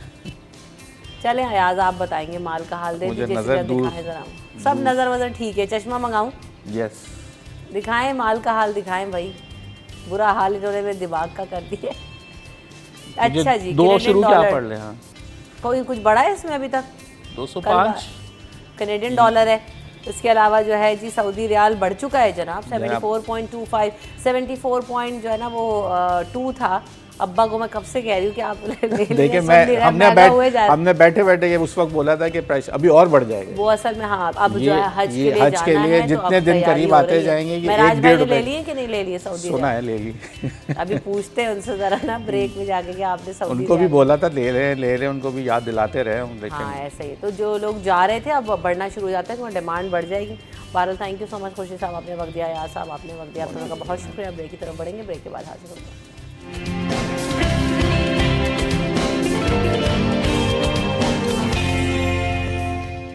Welcome back in the show. तो जनाब आज हम मुलाकात करवाने जा रहे हैं आपकी एक ऐसे टैलेंट से जिसमें हम ये भी देखते हैं कि जैसे मैं बार बार कहती हूँ मुख्तलिफ स्पोर्ट्स में सब लोग अपना पार्ट प्ले कर रहे हैं और पाकिस्तान में हर तरह का टैलेंट मौजूद है। ख़ास तौर पर अगर मैं बॉक्सिंग की बात करूँ तो हम ये देखते हैं कि शौक़ बहुत ज़्यादा है लोगों में, लेकिन वो उस तरह से उसको परस्यू नहीं कर पाते। तो आज हमारे साथ शहीर आफरीदी मौजूद हैं। Welcome to the show Shaheer. आप बॉक्सिंग चैम्पियन हैं और अभी रिसेंटली भी आपने जो है वो एशियन चैम्पियनशिप का जो टाइटल है उसको डिफेंड भी किया, इससे पहले भी आपके पास वो टाइटल है। सबसे पहले तो वेलकम टू द शो। कैसे हैं आप शहीर? मैं बिल्कुल ठीक हूँ अल्हम्दुलिल्लाह, आप कैसे हैं? अल्हम्दुलिल्लाह बिल्कुल ठीक ठाक। सबसे पहले तो अपनी चैम्पियनशिप के बारे में बताएं कि कब हुई चैम्पियनशिप और हाउ वाज द एक्सपीरियंस, तो ये शेयर करें सबसे पहले। जी देखिए, मैं बॉक्सिंग तो प्रोफेशनल बॉक्सिंग पिछले 2 साल से कर रहा हूँ और इंडिया को भी इससे पहले हराया 90 सेकंड्स में, जो मैंने ABF टाइटल हासिल किया। और अभी मैंने रिसेंटली WBC टाइटल को डिफेंड किया है, जिसके लिए मैं शाहिद अफरीदी जो हमारे साबका क्रिकेटर हैं उनका शुक्रिया अदा करूँगा, उन्होंने मुझे स्पॉन्सर किया था उस फाइट के लिए। तो ये बॉक्सिंग की जो मेरी फ़ाइट्स हैं अभी इसी को हम लेकर चल रहे हैं और इंशाल्लाह उम्मीद है कि आगे वर्ल्ड टाइटल को भी पाकिस्तान के नाम करेंगे इंशाल्लाह। सही। तो ये जैसे भी मैंने स्टार्टिंग में भी कहा, वैसे मैंने ओवरऑल देखा कि लोगों की दिलचस्पी है लियारी में। हमारे यहाँ बहुत ज़्यादा इंटरेस्ट लोग ले रहे होते हैं, बॉक्सिंग चैम्पियंस ऑलरेडी मौजूद हैं। आपके अंदर जो है ना वो इंटरेस्ट कैसे और कब पैदा हुआ? कितना जो है ना 2 साल का अरसा हुआ है आपको, आपने बताया कंटिन्यू कर रहे हैं, पहले से कर रहे हैं प्रैक्टिस? बॉक्सिंग तो मैं बचपन से कर रहा हूँ। मेरे वालिद साहब जो हैं वो पाकिस्तान को रिप्रेजेंट कर चुके हैं, वो भी लियारी जाते थे खेलने और ये वो, लेकिन फिर उसके बाद अभी हमें घर से बॉक्सिंग मिली है, तो मैं शुक्रिया अपने वालिद साहब का ही अदा करूँगा। ऑब्वियसली उन्होंने मुझे विरासत में बॉक्सिंग दी है और आज हम पूरी फैमिली पाकिस्तान के लिए खेल रही है। आप कहाँ हैं, लियारी से बिलोंग करते हैं? क्योंकि वहाँ तो मैंने बहुत ज़्यादा बॉक्सिंग का इंटरेस्ट और टैलेंट देखा है। मैं PSHS ब्लॉक 6 में रहता हूँ। सही। अच्छा ये बताएं, हमें जब शहीद नज़र आ रहा है, एक कॉम्प्लिकेटेड सा और मुश्किल सा जो है ना वो स्पोर्ट लगता है। बिल्कुल। इधर है नहीं है, इंजरीज़ का और ये खौफ ख़तरा, ये सारी चीज़ें बहुत ज़्यादा इसमें हमें नज़र आ रही होती हैं। जी बिल्कुल। तो क्या है चीज़ें, किस तरह से लोगों का इंटरेस्ट और मज़ीद डेवलप कर सकते हैं? पाकिस्तान में इसका फोकस और चार्म कितना नज़र आता है आपको? जी देखें, पाकिस्तान में बहुत टैलेंट है और मैं देखा है, मैंने इस्लामाबाद में काफ़ी लड़के ऐसे हैं, कोयटा के, बलूचिस्तान के बहुत अच्छे लड़के हैं।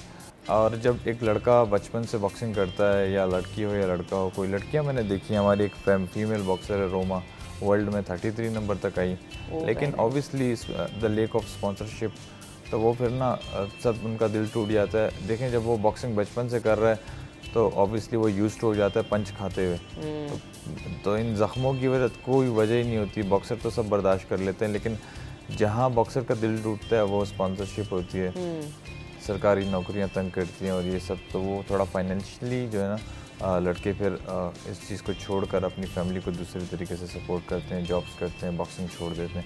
लेकिन अगर इस तरह मुझे लाला ने सपोर्ट किया है, ऐसे अगर और लोग सामने आए और दूसरे गेम्स भी हैं, बॉक्सिंग के अलावा भी हमारी हॉकी टीम जीत कर आई है, वॉलीबॉल की टीम फाइनल में पहुंची है, तो ऐसे लोगों को सपोर्ट करेंगे तो ऑब्वियसली मुल्क में टैलेंट सामने आएगा। हर स्पोर्ट में मेरे पास यहाँ पे बहुत सारे स्पोर्ट्स से लोग आते हैं, एथलीट्स आते हैं, स्क्वॉश प्लेयर्स आते हैं, एक ही चीज़ में सबका जो है ना वो शिकवा देखती हूँ कि जी सपोर्ट कोई नहीं है। बिल्कुल। सब अपने जो है ना वो, या तो कोई स्पॉन्सर ढूंढ रहा है, जिसको स्पॉन्सर मिल गया वो किसी चैंपियनशिप में गया और वो ले भी आते हैं मेडल। तो ऐसा नहीं कि कोई भी हार के आ रहा है, जहाँ पे जो जा रहा है तो जी नाम बना के ही आ रहा है। बिल्कुल। लेकिन फेडरेशंस की सपोर्ट नहीं है, इदारों की सपोर्ट नहीं है।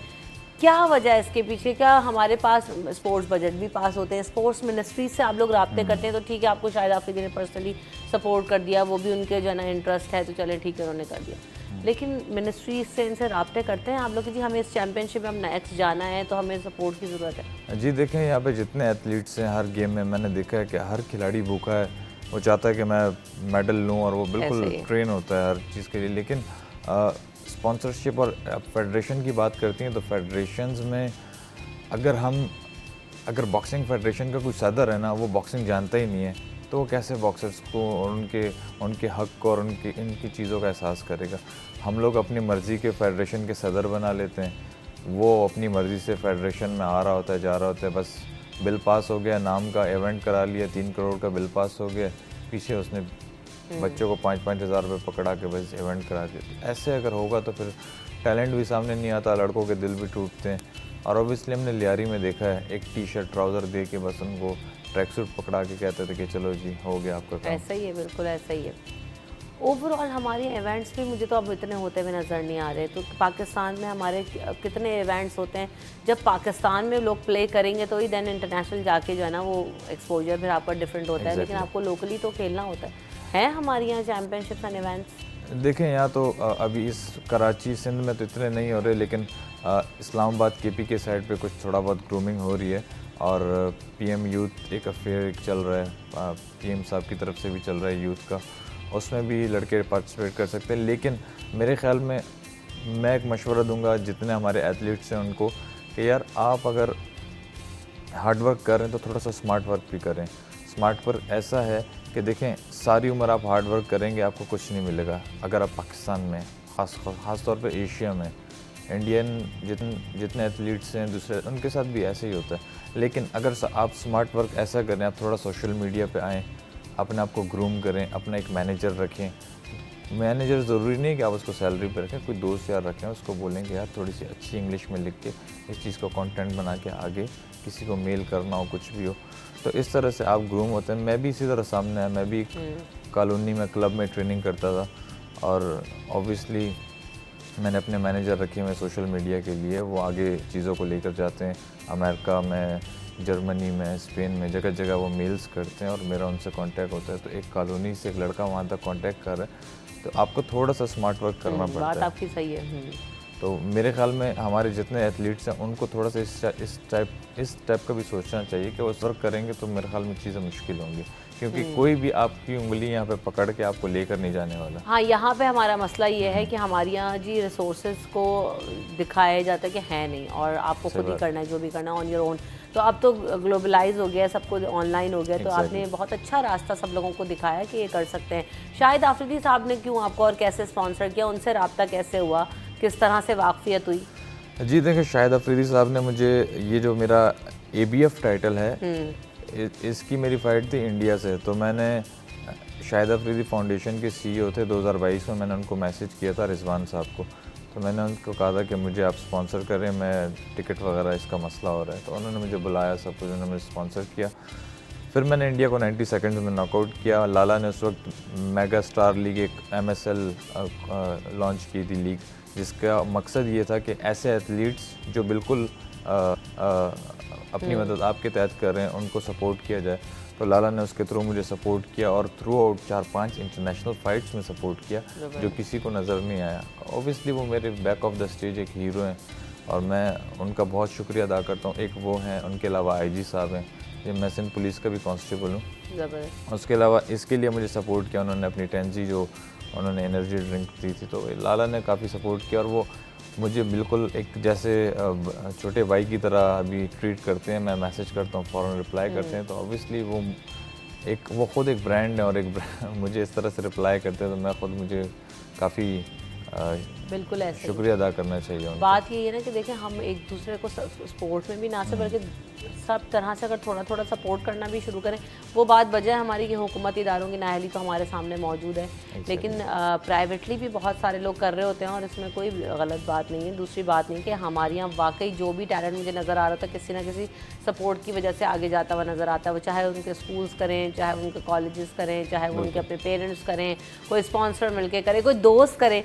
मैंने यहाँ तक भी देखा कि इस तरह से भी कर रहे होते हैं, तो वो फिर इस तरह से आगे निकलते हैं। तो ये भी एक कॉन्ट्रीब्यूशन लोगों का साथ रहता है, तो मेहनत आप करेंगे तो आप निकल ही जाते हैं आगे। बिल्कुल ऐसे ही है। ट्रेनिंग्स किस तरह से आपकी होती हैं, कितना टाइम आप लगाते हैं रोज़ाना, कैसे मैनेज करते हैं? पुलिस में भी आप हैं तो ऑन ड्यूटी होते हैं, जाते हैं, टाइम देते हैं? जी बिल्कुल, मैं ड्यूटी वगैरह तो सब मैनेज करनी पड़ती है, लेकिन जब मेरा इवेंट करीब होता है, जैसे अभी मेरी फ़ाइट इंशाल्लाह जुलाई में होगी इंडिया से, तो 1 महीना पहले IG साहब मुझे रिलीव करते हैं और ये उनका मेरे ऊपर बहुत बड़ा एहसान है। और मैं फिर उसके बाद 3 टाइम ट्रेनिंग करता हूँ और हमारा प्रॉपर ट्रेनिंग कैंप लगता है 4 वीक्स का, और उसमें हम प्रॉपर डाइट लेते हैं। और उसके लिए मेरे SSP और अभी रिसेंटली CPO में एक मीटिंग हुई जो स्पेशली मेरे लिए रखी गई, और उसमें उन्होंने कहा कि यार ये हमारा हीरो है और जाएगा ये खेलने अगेंस्ट इंडिया, तो वी शुड सपोर्ट हिम।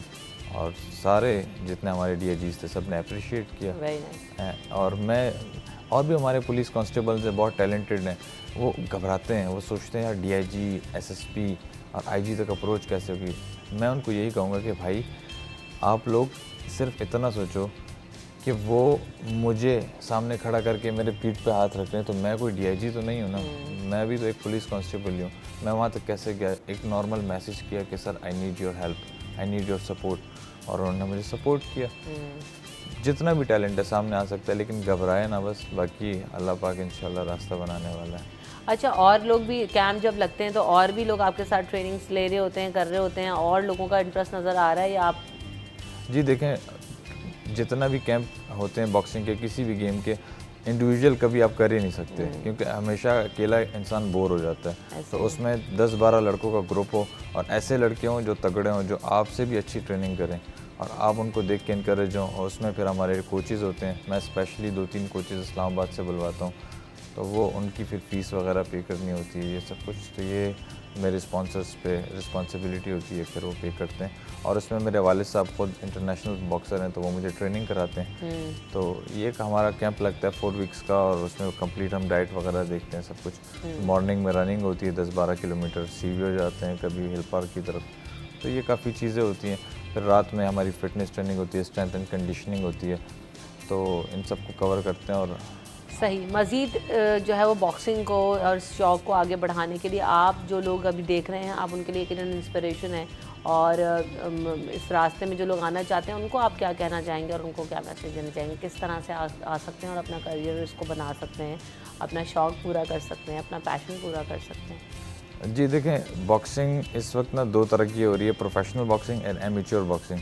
अगर आप एमेच्योर बॉक्सिंग कर रहे हैं तो उसमें ऑब्वियसली आपको पाकिस्तान को रिप्रेजेंट करने के साथ साथ आपको अपनी फाइनेंशियल चीज़ें भी देखनी पड़ती हैं।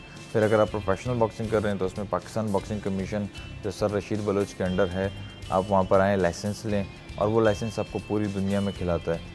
तो ये चीज़ें प्रोफेशनल बॉक्सिंग के थ्रू होती है। इसमें फिर आपको, मैंने जैसे पहले कहा कि स्मार्ट वर्क बहुत ज़रूरी है। स्पॉन्सर्स को कैसे आपने करना है, आपने मार्केटिंग का लड़का रखना है साथ, जो आपकी मार्केटिंग करे, आपको जगह जगह दिखाए, तो उसके बाद ही आपको स्पॉन्सर्स मिलेंगे, और उसके बाद इंशाल्लाह उम्मीद है कि आप आगे इंशाल्लाह पाकिस्तान को रिप्रेजेंट करेंगे और प्रोफेशनल बॉक्सिंग। सही। तो आगे अब जुलाई की तैयारी भरपूर है, आप जा रहे हैं इंडिया के अगेंस्ट? इंशाल्लाह फिलीपींस में होगी और मैं ज़रूर इंडिया के अगेंस्ट इंशाल्लाह। Very best of luck to you. Thank you so much. और अच्छे तरीके से जो है ना वो आप लेके चल रहे हैं, ख़ुद को कैरी अच्छा कर रहे हैं, अगले लोगों को भी आपने अच्छी चीज़ सिखाई कि यार आप वाकई डिजिटल मीडिया का दौर है, ऑनलाइन चीज़ों का दौर है, तो अपने आप को अच्छा इमेज और अपने आप को खुद ब्रांड बना के पोर्ट्रे करें, और थोड़ी सी मेहनत आपको इधर भी करनी पड़ेगी साथ साथ, तो आप एक अच्छा जो है ना अपना गोल है वो अचीव कर सकते हैं। Thank you so much Shaheer, आपने हमें वक्त दिया, और very best of luck to you for your next fight. हम यहाँ पे ब्रेक लेंगे, ब्रेक के बाद हाजिर होंगे।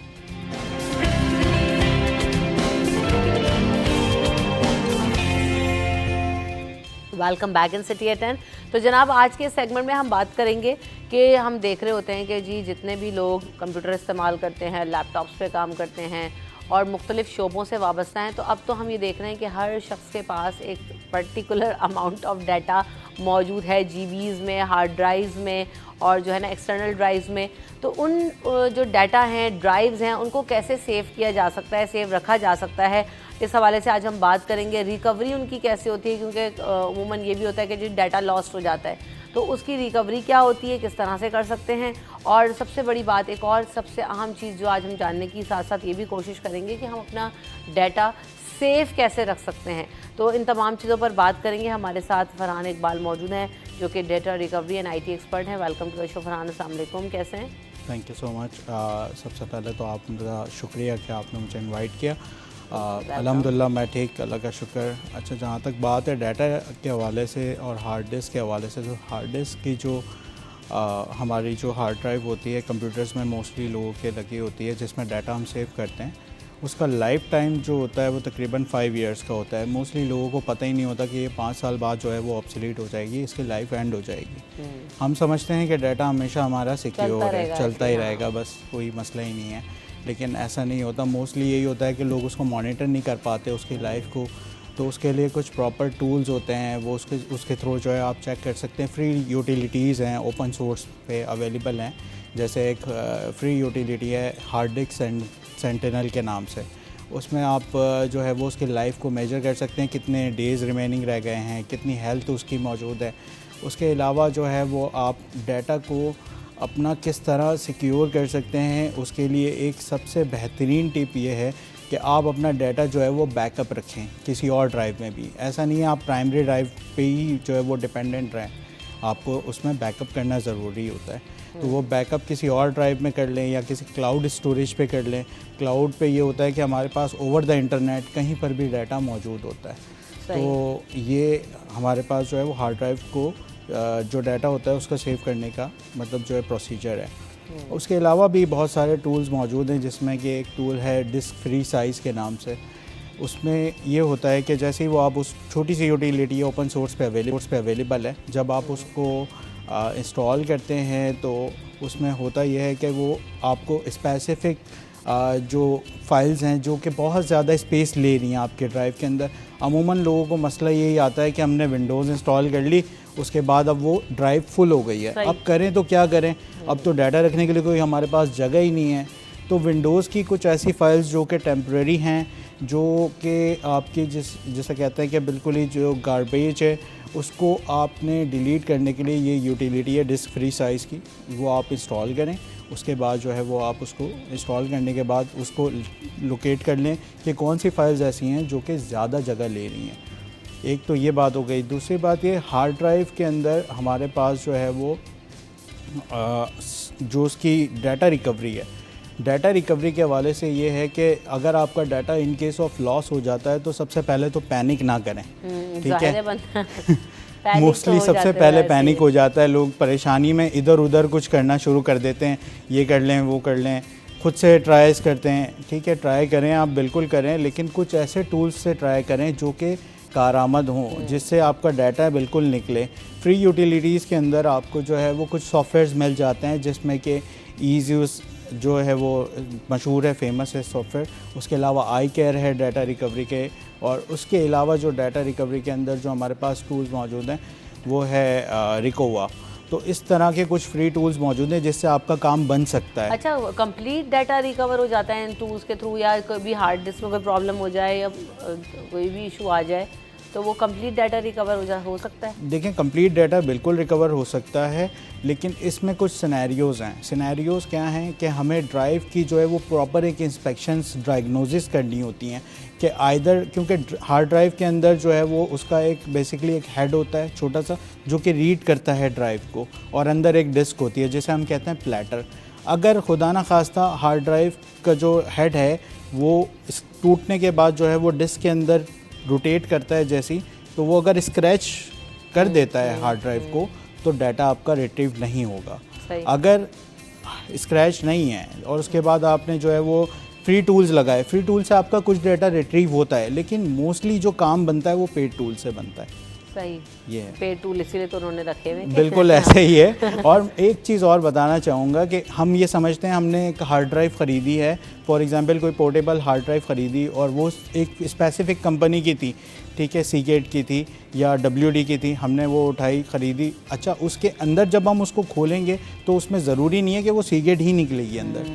ये कंपनीज़ की मोनोपोली है कि वो अंदर हार्ड ड्राइव को चेंज रखते हैं ताकि जब डाटा रिकवरी के मामलात हों तो उसमें हमें जो डोनर की रिक्वायरमेंट होती है, क्योंकि डाटा रिकवरी का सबसे वर्स्ट पार्ट जो होता है वो होता है डिज़ास्टर डाटा रिकवरी।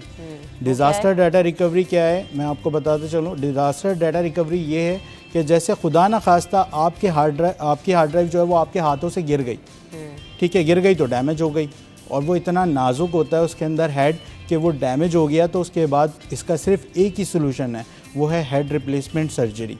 उसके अलावा कोई टूल नहीं चलता। तो हमें हेड रिप्लेसमेंट सर्जरी के प्रोसेस पे जाना पड़ता है। जिस तरह एक इंसान की पूरी प्रॉपर एक सर्जरी होती है कि हमें किडनी के लिए डोनर चाहिए होता है, सेम उसी तरह हमें हार्ड डिस्क के लिए भी डोनर चाहिए होता है।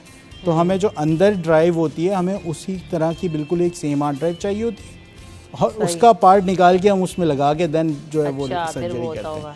जी बिल्कुल। तो ये फिर आप तो बैकअप ड्राइव्स वगैरह आप रखते होंगे, ये फिर किस डोनर तरह से ड्राइव्स पुराने लैपटॉप से निकाल लेते हैं, कंप्यूटर से निकालते हैं, किस तरह से ये फिर ये मार्केट्स में भी अवेलेबल होती हैं, लेकिन ये बहुत मुश्किल मिलती हैं, क्योंकि वजह उसकी ये कि अब हज़ारों हार्ड ड्राइव्स हैं, उसमें आपको सिर्फ एक हार्ड ड्राइव जो कि आपकी अपने मतलब की है वो ढूंढनी है, तो उसमें फिर वो स्पेसिफिक चार्ज करता है मार्केट का जो वेंडर है, उसको पता होता है, बिल्कुल उसको पता है ये स्पेसिफिक काम के लिए इस्तेमाल हो रही है, उसके पास स्पेसिफिक मॉडल वगैरह ये वो सब कुछ स्क्रूट हुआ होता है। बिल्कुल अवेलेबल होती है, सारी चीज़ें उनके पास मौजूद होती हैं कि हमारे पास स्टॉक है तो इसके अंदर ये हार्ड ड्राइव है, ये मॉडल है। अच्छा, आपने कहा था कि जी क्लाउड पे भी आप अपना डाटा ऑनलाइन स्टोर कर सकते हैं। बिल्कुल स्टोर कर सकते हैं। कुछ में तो लिमिटेड सा हमें जो ना, जैसे ड्रॉप बॉक्स वगैरह ये चीज़ें हैं तो वो स्पेसिफिक एक लिमिटेड साइज देते हैं। तो ये क्लाउड ऑप्शंस क्या हैं जहाँ पर डाटा सेव भी रहे आपका और आपको एक अच्छी स्टोरेज भी मिल जाए?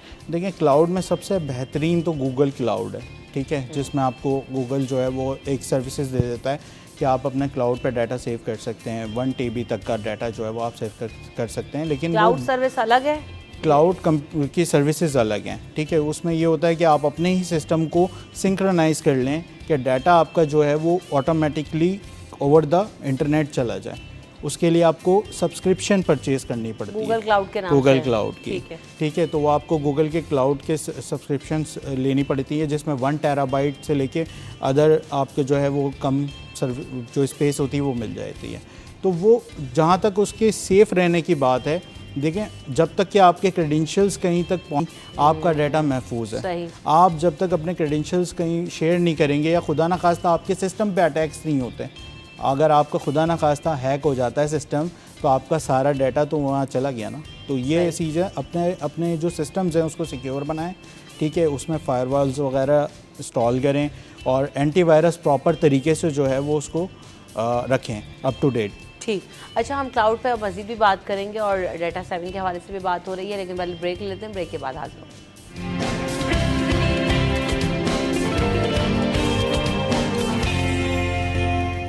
Welcome back in city at 10। तो जाने से पहले हम बात करते हैं, अच्छा तो जी हम ये भी बात करेंगे, हार्ड ड्राइव डाटा रिकवरी पे भी बात करेंगे और ऑप्शंस भी हमारे सामने जी वो भी ड्राइव जो हैं वो तबाह बर्बाद हो जाती हैं, जो हमारी एक्सटर्नल ड्राइव्स होती हैं या जो इंटरनल ड्राइव्स हम यूज़ करते हैं हार्ड डिस्क वगैरह लगा के, तो उनको भी रिकवर कराने पड़ता है। जी बिल्कुल। SSD ड्राइव्स क्या कहते हैं उनको? देखिए, एक्सटर्नल ड्राइव्स तो पोर्टेबल के अंदर जो है वो SSD में भी आती है और HDD में भी आती है, मतलब हार्ड ड्राइव, अच्छा, हार्ड डिस्क ड्राइव HDD, ठीक है, जो कि जो है वो आपकी बहुत ही कोई नाजुक होती है कि खुदा ना खास्ता गिर गई तो डैमेज हो जाती है।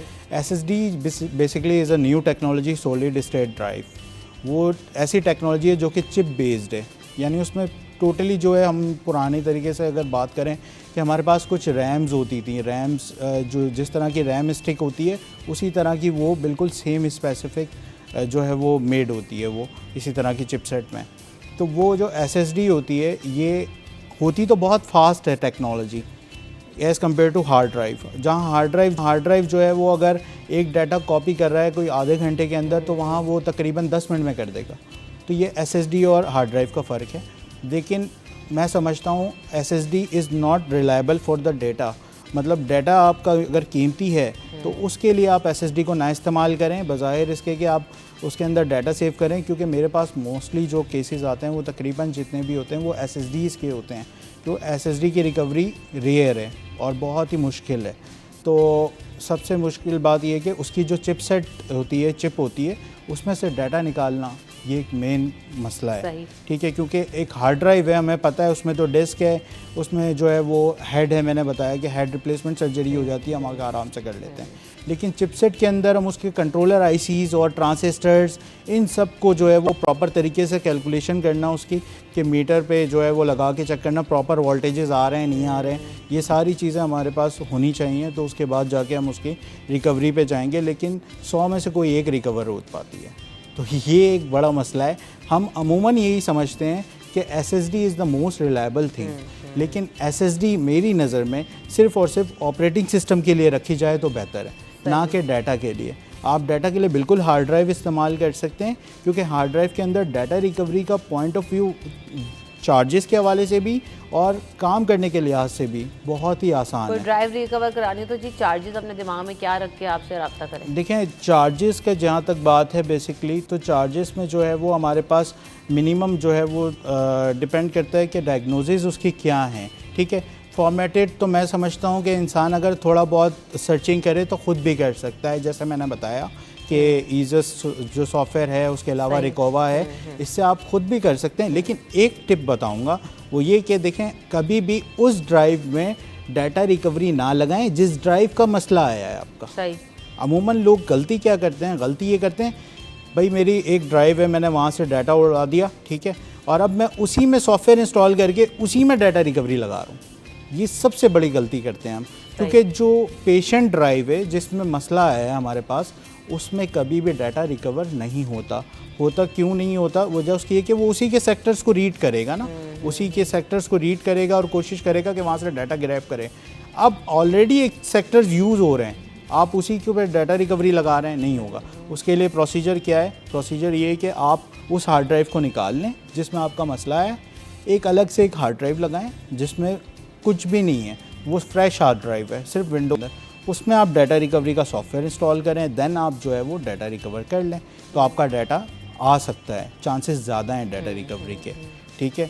और क्रैक वर्जन से दूर रहें। क्रैक वर्जन जितना आप इस्तेमाल करेंगे उतना आपके लिए नुकसान होगा। नुकसान क्यों होगा? और ये क्रैक क्या है?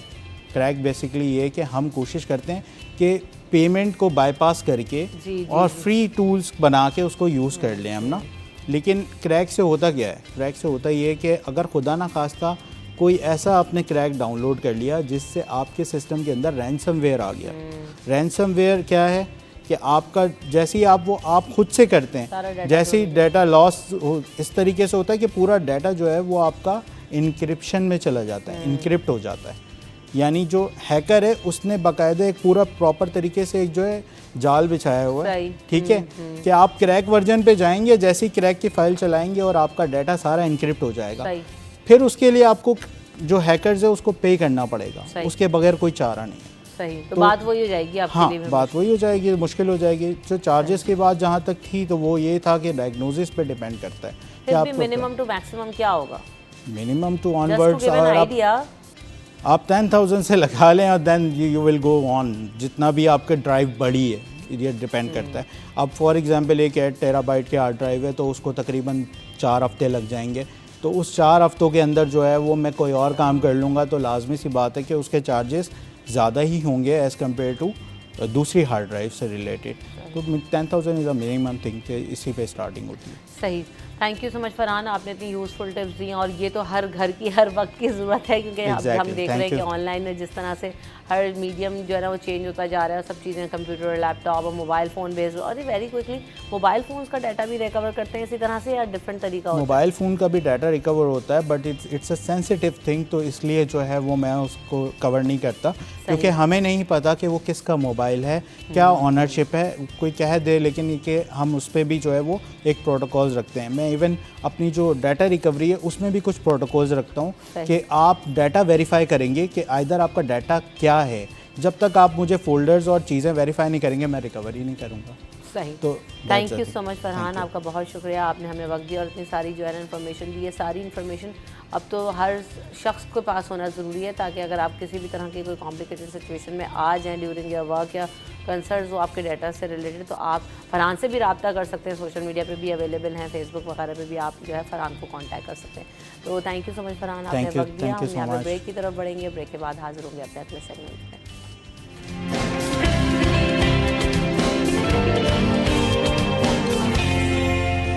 Welcome back in city at 10। तो जनाब अब हम बात करेंगे, क्योंकि हम कहते हैं ना कि बहुत सारे ख़वातीन के जो है हार सिंगार होते हैं और जो है ना हुस्न के तरीके होते हैं, तो उनमें एक सबसे जो चीज़ है जो कि आपकी किसी भी चीज़ के अंदर, आपके कपड़ों के अंदर, आपके पर्सनालिटी के अंदर वैल्यू एडिशन कर देती है, मुझे ऐसा लगता है वो 2 चीज़ें होती हैं। कपड़ों का इंतखाब में तो हम बहुत टाइम लगाते हैं, ढूंढते भी हैं, सब कुछ करते भी हैं, लेकिन 2 चीज़ें ऐसी हैं जिनके ऊपर अगर हम काम करें और फोकस करें तो आप एकदम से जो है ना वो पर्सनैलिटी आपकी ग्रूम हो जाती है। वो क्या होती हैं? एक तो जी आपके जूते, एक अच्छे जूते का जो इंतखाब है वो बहुत ज़्यादा किसी भी ड्रेस के साथ, आपके आउटफिट के साथ मैटर करता है, क्योंकि आपकी ओवरऑल जो पर्सनैलिटी है वो अच्छे शू से बहुत इन्हांस होती है। और शू के साथ साथ जो है ना वो अच्छी ज्वेलरी, भले आप कम पहने लेकिन अच्छा पहने, तो वो आपके जो है ना उसमें भी वही वाली बात है कि वो भी वैल्यू एडिशन कर देती है आपके कपड़े के अंदर भी, आपकी पर्सनालिटी के अंदर भी। तो आज हम स्पेसिफिकली ज्वेलरी के हवाले से बात करेंगे कि ख़वातीन के अंदर आजकल किस तरह की ज्वेलरी का रुझान देखा जा रहा है, और ख़ास तौर पर जो फ़ाइन ज्वेलरी है उसमें किस तरह की जो है वो चीज़ें आजकल इन हैं। तो हमारे साथ यहाँ पर मौजूद हैं और यहाँ पर ज्वेलरी भी लेकर आई हैं। फ़िज़ा मेरे साथ मौजूद हैं और साथ साथ ज़ीनत भी मौजूद हैं। फ़िज़ा की मदर है ज़ीनत। अस्सलाम वालेकुम आप दोनों को। ये फ़ीनो के नाम से जो है ना वो ज्वेलरी स्टूडियो है, किस तरह की ज्वेलरी आप लोग बनाते हैं? ये इमिटेशन है या चांदी बेस्ड है? किस तरह की चीज़ें हैं, मुझे इसके बारे में बताएं। और क्या आप लोग अग्री करते हैं मेरी इस बात से कि अगर अच्छी ज्वेलरी ऐड हो जाए, अच्छा जूता ऐड हो जाए, तो आपकी पर्सनैलिटी और पूरा जो वो लुक है वो चेंज हो जाता है? Do you agree? I totally agree. ऐसा ही है। तो कितना मैटर करती है ज्वेलरी? और दूसरी बात है किस तरह की जो है ना इस वक्त आपके पास ज्वेलरी अवेलेबल है फ़िज़ा स्टूडियो में? So basically, I'm a student, and I just started my business. क्या पढ़ रही हैं? I'm a digital marketing student. Oh, ज़बरदस्त. Plus, I'm So you have marketed really well. Yeah, thank you so much. सही. So basically, I'm in my 7th semester. It's about to end in 6 months. ठीक. So हर type की jewellery होती है हमारे पास, from manufacturing here to imported jewellery. Basically imported होती है हमारे इंडिया से लेकर चाइना से, थाईलैंड, बैंकॉक, हर जगह से हमारे पास ज्वेलरी आती है। एंड जो लोकली मैन्युफैक्चर होती है वो हर डिज़ाइन हम देते हैं मैन्युफैक्चरर को, वो हमारे हिसाब से, अगर कोई कस्टमर है जिसकी कोई नीड है, कोई कलर रिक्वायरमेंट है, कोई ज्वेल रिक्वायरमेंट है या कुछ भी है, तो वो हम उसको उस हिसाब से डिज़ाइन कस्टमाइज़ करके बनवा कर देते हैं लोकली। बट जो इम्पोर्टेड होती है वो होती है ज़रकून मेड। वो आप 360 से भी फेंकेंगे ना वो नहीं टूटेगा, उसका एक नग भी नहीं निकलेगा, बिकॉज वो इंडियन इम्पोर्टेड ज्वेलरी होती है। वो थोड़ी सी एक्सपेंसिव होती है पर वो पार्टी वेयर, वलीमा वेयर, वो बहुत एलिगेंट और वो वाला लुक देती है आपके ड्रेस के साथ। बिल्कुल ऐसा ही है। तो ये जो हमें चीज़ें नज़र आ रही हैं ये कौन सा जो है ना वो मटेरियल है, किस पे बना है? जैसे स्टोन्स लगे हैं तो जरकोन्स हैं, और मटेरियल क्या चांदी है या इमिटेशन है, क्या है ये? बेसिकली अगर आप जैसे मैं ज्वेलरी सेट्स जो देख रही हूँ, हाँ चलें बैंगल्स की भी दिखा दें कोई। अगर ये ज्वेलरी सेट की बात करें हम, ये बेसिकली इम्पोर्टेड फ्रॉम इंडिया है, ठीक है। और ये ज़रकून है, प्योर ज़रकून है। इसमें डिफरेंट कलर्स आते हैं, डिफरेंट डिज़ाइन, डिफरेंट स्टाइल्स आते हैं, जो आप वलीमा पे पहन सकते हैं, कोई आपकी शादी है वहाँ पर पहन सकते हैं, कोई आपकी पार्टी हो रही है जो प्रोफेशनल पार्टीज़ होती हैं उसमें भी आप पहन सकते हैं। बहुत एलिगेंट लुक देते हैं ये इमिटेशन पे बना हुआ है या आर्टिफिशियल ज्वेलरी, और उसके साथ जरकून्स ऐड Yes, हुए। exactly. ये काला वाला तो नहीं, नहीं, आर्टिफिशियल, क्योंकि हमारे यहाँ इस रीजन में खासतौर पर Yes, कराची में तो ये काला हो जाता है। नहीं, इसकी खास बात यही है कि काला नहीं होता। क्यों, उसमें ऐसा क्या है? बिकॉज ये इम्पोर्टेड होता है एक तो, ठीक है, और दूसरा ये कि ये प्रॉपर जो इसकी कोटिंग होती है ना वो सिल्वर की होती है, और एडी होता है जो अमेरिकन डायमंड होता है ना वो यूज़ होता है इसके अंदर, तो इस वजह से ये ब्लैक नहीं होता। सही। तो वालदा का जो है ना वो क्या रोल है फिनो में? Basically the one who supported me in everything, she is the one, and उन्होंने मुझे हर चीज़ सपोर्ट किया है from starting my business to coming here in front of you. बताएं कुछ अपने बारे में भी और फिज़ा के बारे में भी, कि जब स्टार्ट किया तो क्या सोचा था कि भाई ये कहाँ भी पहुँच पाएगा, कर भी पाएगी नहीं कर पाएगी, ओवरऑल क्या थॉट्स थी? नहीं, मुझे तो इस पर ट्रस्ट है। ज़ाहिर है कि इंसान के आगे बढ़ने की होती है तो इंसान कर लेता है, और फिर जब सपोर्टिव पेरेंट्स होते हैं तो डेफिनेटली वो तो कर ही लेते हैं। उमूमन पेरेंट्स क्या होता है कि कहते हैं यार अभी पढ़ाई कर लो उसके बाद देखेंगे, पहले जो चीज़ में लगाया है उसको मुकम्मल कर लें उसके बाद सोचेंगे। तो क्या ये रुझान था, या जब फिज़ा ने कहा जी ठीक है ऐसा करना है तो बस? नहीं, तो शुरू से बिजनेस करने का अपना था कि बस मुझे बिजनेस करना है, अपने पैरों पे खड़ा होना है, मुझे अपना खुद अर्न करना है। तो ज़ाहिर है इनकी सोच थी, तो फिर मैंने इनको सपोर्ट किया। तो I come from a very good background, तो मेरे फादर ने थोड़ा सा वो क्या था कि आपको क्या ज़रूरत है बिजनेस करने की, यू हैव एवरीथिंग, तो मैं करना तो चाहिए, गर्ल शुड बी इंडिपेंडेंट। आजकल लड़के लड़कियां सब बराबर होती हैं कि नहीं, यूँ नहीं कि लड़कियां हैं तो हम घर में बैठ जाए, नहीं, लेकिन हमारा है वेल सेट है, लेकिन नहीं, बच्ची को अगर शौक है तो ज़रूर करना चाहिए। नहीं, इसमें एक ये भी बात है ना कि देखिए कुछ ना कुछ मैं कहती हूँ करते रहना चाहिए। इसमें एक पैसा अर्न करने का या फाइनेंशियल मैटर्स तो अपनी जगह है, वो अगर आप करते हैं तो वो भी वेल एंड गुड, वो एक चीज़ है। लेकिन मुझे ऐसा लगता है कि जब आप साथ साथ कुछ एक्टिविटी अपनी ज़िंदगी में रखते हैं ना तो आप बहुत ज़्यादा जो है वो अपने आप के अंदर भी बहुत बेटरमेंट और मोटिवेशन फील करते हैं, जो कि ज़िंदगी में बहुत ज़्यादा रिक्वायर्ड है। तो फिज़ा ये बताओ कि कैसे मैनेज किया, किस तरह से स्टार्ट किया, छोटे से किया था, बड़े से किया था, अब्बा ने जी बिज़नेस करके दे दिया जो आप कंटिन्यू करेंगी, क्या है जर्नी? बेसिकली मैंने खुद स्टार्ट किया था।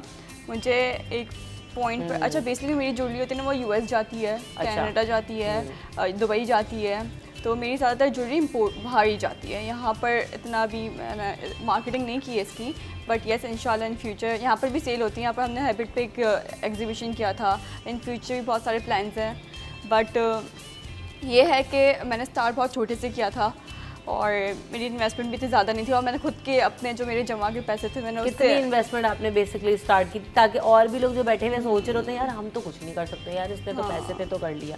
7 लाख से मैंने स्टार्ट किया था, बट ये है कि उसने मुझे रिटर्न भी दिया अच्छा खासा। सही। अगर मैंने 7 लाख लगाए तो मुझे इस पर रिटर्न भी मिला है, ऐसी बात नहीं है। पर स्टार्टिंग में एक बिजनेस का रूल होता है, सही है, 6 मंथ्स के अंदर आप एक थॉट बना लें कि 6 मंथ्स तक मैं ब्रेक इवन पे पहुंच जाऊंगी, तो अगर आप एक गोल सेट कर ले तो आप उधर पहुंच जाते हैं एक पॉइंट। तो आपने ऑनलाइन शुरू किया या जो है वो आउटलेट वगैरह भी कोई दिया, एग्जीबिशंस करती थी, किस तरह से कर रही हैं? ऑनलाइन है, क्योंकि आजकल के ज़माने में ऑनलाइन मार्केटिंग सही है, ऑनलाइन इज़ एवरीथिंग। तो ऑनलाइन मार्केटिंग की मैंने, ऑनलाइन है, हम हर जगह अवेलेबल हैं, इंस्टाग्राम वगैरह पे, व्हाट्सएप पे भी। तो और इसके अलावा एग्जीबिशंस वगैरह हम करते रहते हैं फॉर मार्केटिंग पर्पस। सही। अच्छा जी, तो अब हम ज्वेलरी पे भी बात करते हैं। जो बैंगल्स वगैरह मुझे डिफरेंट दिखाई दे रही हैं, खासतौर पे जो ब्रेसलेट्स वगैरह हैं वो बहुत ज़्यादा आजकल इनने स्टेनलेस स्टील वगैरह के, तो इनकी जो है वो किस तरह से क्वालिटी है, यहाँ पाकिस्तान मेड हैं, बाहर के हैं, क्या प्राइसेस हैं इनके? जो स्टेनलेस स्टील जो नॉर्मल डेली वेयर ज्वेलरी, वो आप ऑफिस जा रहे हो, कोई यूनिवर्सिटी गोइंग लड़कियाँ हैं जो पहनती हैं, यूजुअली मैं पहनती हूँ, मैं अगर ऑफिस जा रही होती हूँ, मैं यूनिवर्सिटी क्लासेस के लिए जा रही होती हूँ, तो वो एक अलग लुक देता है। अगर मैं जीन्स टी शर्ट पहनूँ तो वो जीन्स टी शर्ट वाली भी ज्वेलरी है मेरे पास। छोटा सा पेंडेंट हो गया बहुत प्यारा सा, एंड कड़ा एंड रिंग, तो ये सब भी अवेलेबल है हमारे पास। From we deal in different variety of jewellery from tradition to modern. सही। यस। एंड ये जो स्टेनलेस स्टील है वो बेसिकली इम्पोर्टेड होता है फ्रॉम चाइना। सही। एंड ये काला नहीं होता, इसमें भी बहुत डिफरेंट क्वालिटीज़ आती है, but we deal in upper quality, good quality. तो इनके क्या प्राइसेस हैं, क्योंकि मार्केट में जी ये भी मुख्तलिफ तरह की प्राइसेस में अवेलेबल हैं, कहीं बहुत महंगे हैं, कहीं बिल्कुल ही सस्ते हैं, कहीं बीच में भी मिल जाते हैं। बेसिकली तो आपके पास क्या प्राइसेस हैं और जो है वो किस तरह से इसको डिफरेंशिएट कर सकते हैं? बेसिकली जो स्टेनलेस स्टील वाला जो ये सिल्वर में है, ये नॉर्मली 999 का है मेरे पास, बट ये मार्केट में आपको 2400 का भी मिलेगा, 2500 का भी मिलेगा। तो ऑनलाइन तो इतने ही प्राइसेस चल रहे हैं इसके, बट मेरी रेंज इसलिए कम है बिकॉज मैं बल्क में एक तो आप वो करते हैं एंड इंपोर्ट करवाते हैं, खुद से इंपोर्ट करवाते हैं, तो इस वजह से रेंजेस। अच्छा, मुझे बहुत प्यारी रेंज ऑफ बैंगल्स भी नज़र आ रही है, जैसे आजकल हमारे यहाँ देख रहे हैं वलीमे में थोड़ा लाइट कर लेते हैं, 2-4 कड़े पहन लिए उस तरह से, ये उसके हिसाब से बहुत अच्छा। ख़वातीन को मैंने देखा है जैसे साड़ी वगैरह के साथ बहुत अच्छे से कैरी कर लेती हैं इन चीज़ों को। तो ये भी जरकून वगैरह ही से बने हुए हैं और इनकी क्या प्राइसेस हैं? बेसिकली ये जो डार्क ब्लू वन, इसके प्राइसेस 7000 हैं। इसमें जरकून्स लगे हुए हैं? ये प्योर जरकून है, ये काला नहीं होगा, ठीक है। पूरे 4 का सेट है और ये काला भी नहीं होगा बिल्कुल भी। ठीक है। इसी तरह ग्रीन में भी पड़ा है एक, ये टर्कोइज टाइप का भी कलर सा है। इनकी डिमांड सबसे ज़्यादा है, जो बैंगल्स हैं इनकी डिमांड सबसे ज़्यादा होती है बिकॉज पार्टी वेयर पे, वलीमे पे लोग लड़के यही प्रेफर करती हैं। बिल्कुल ऐसे ही। यस। अच्छा, डिफरेंट कपड़ों का कलर भेज दें।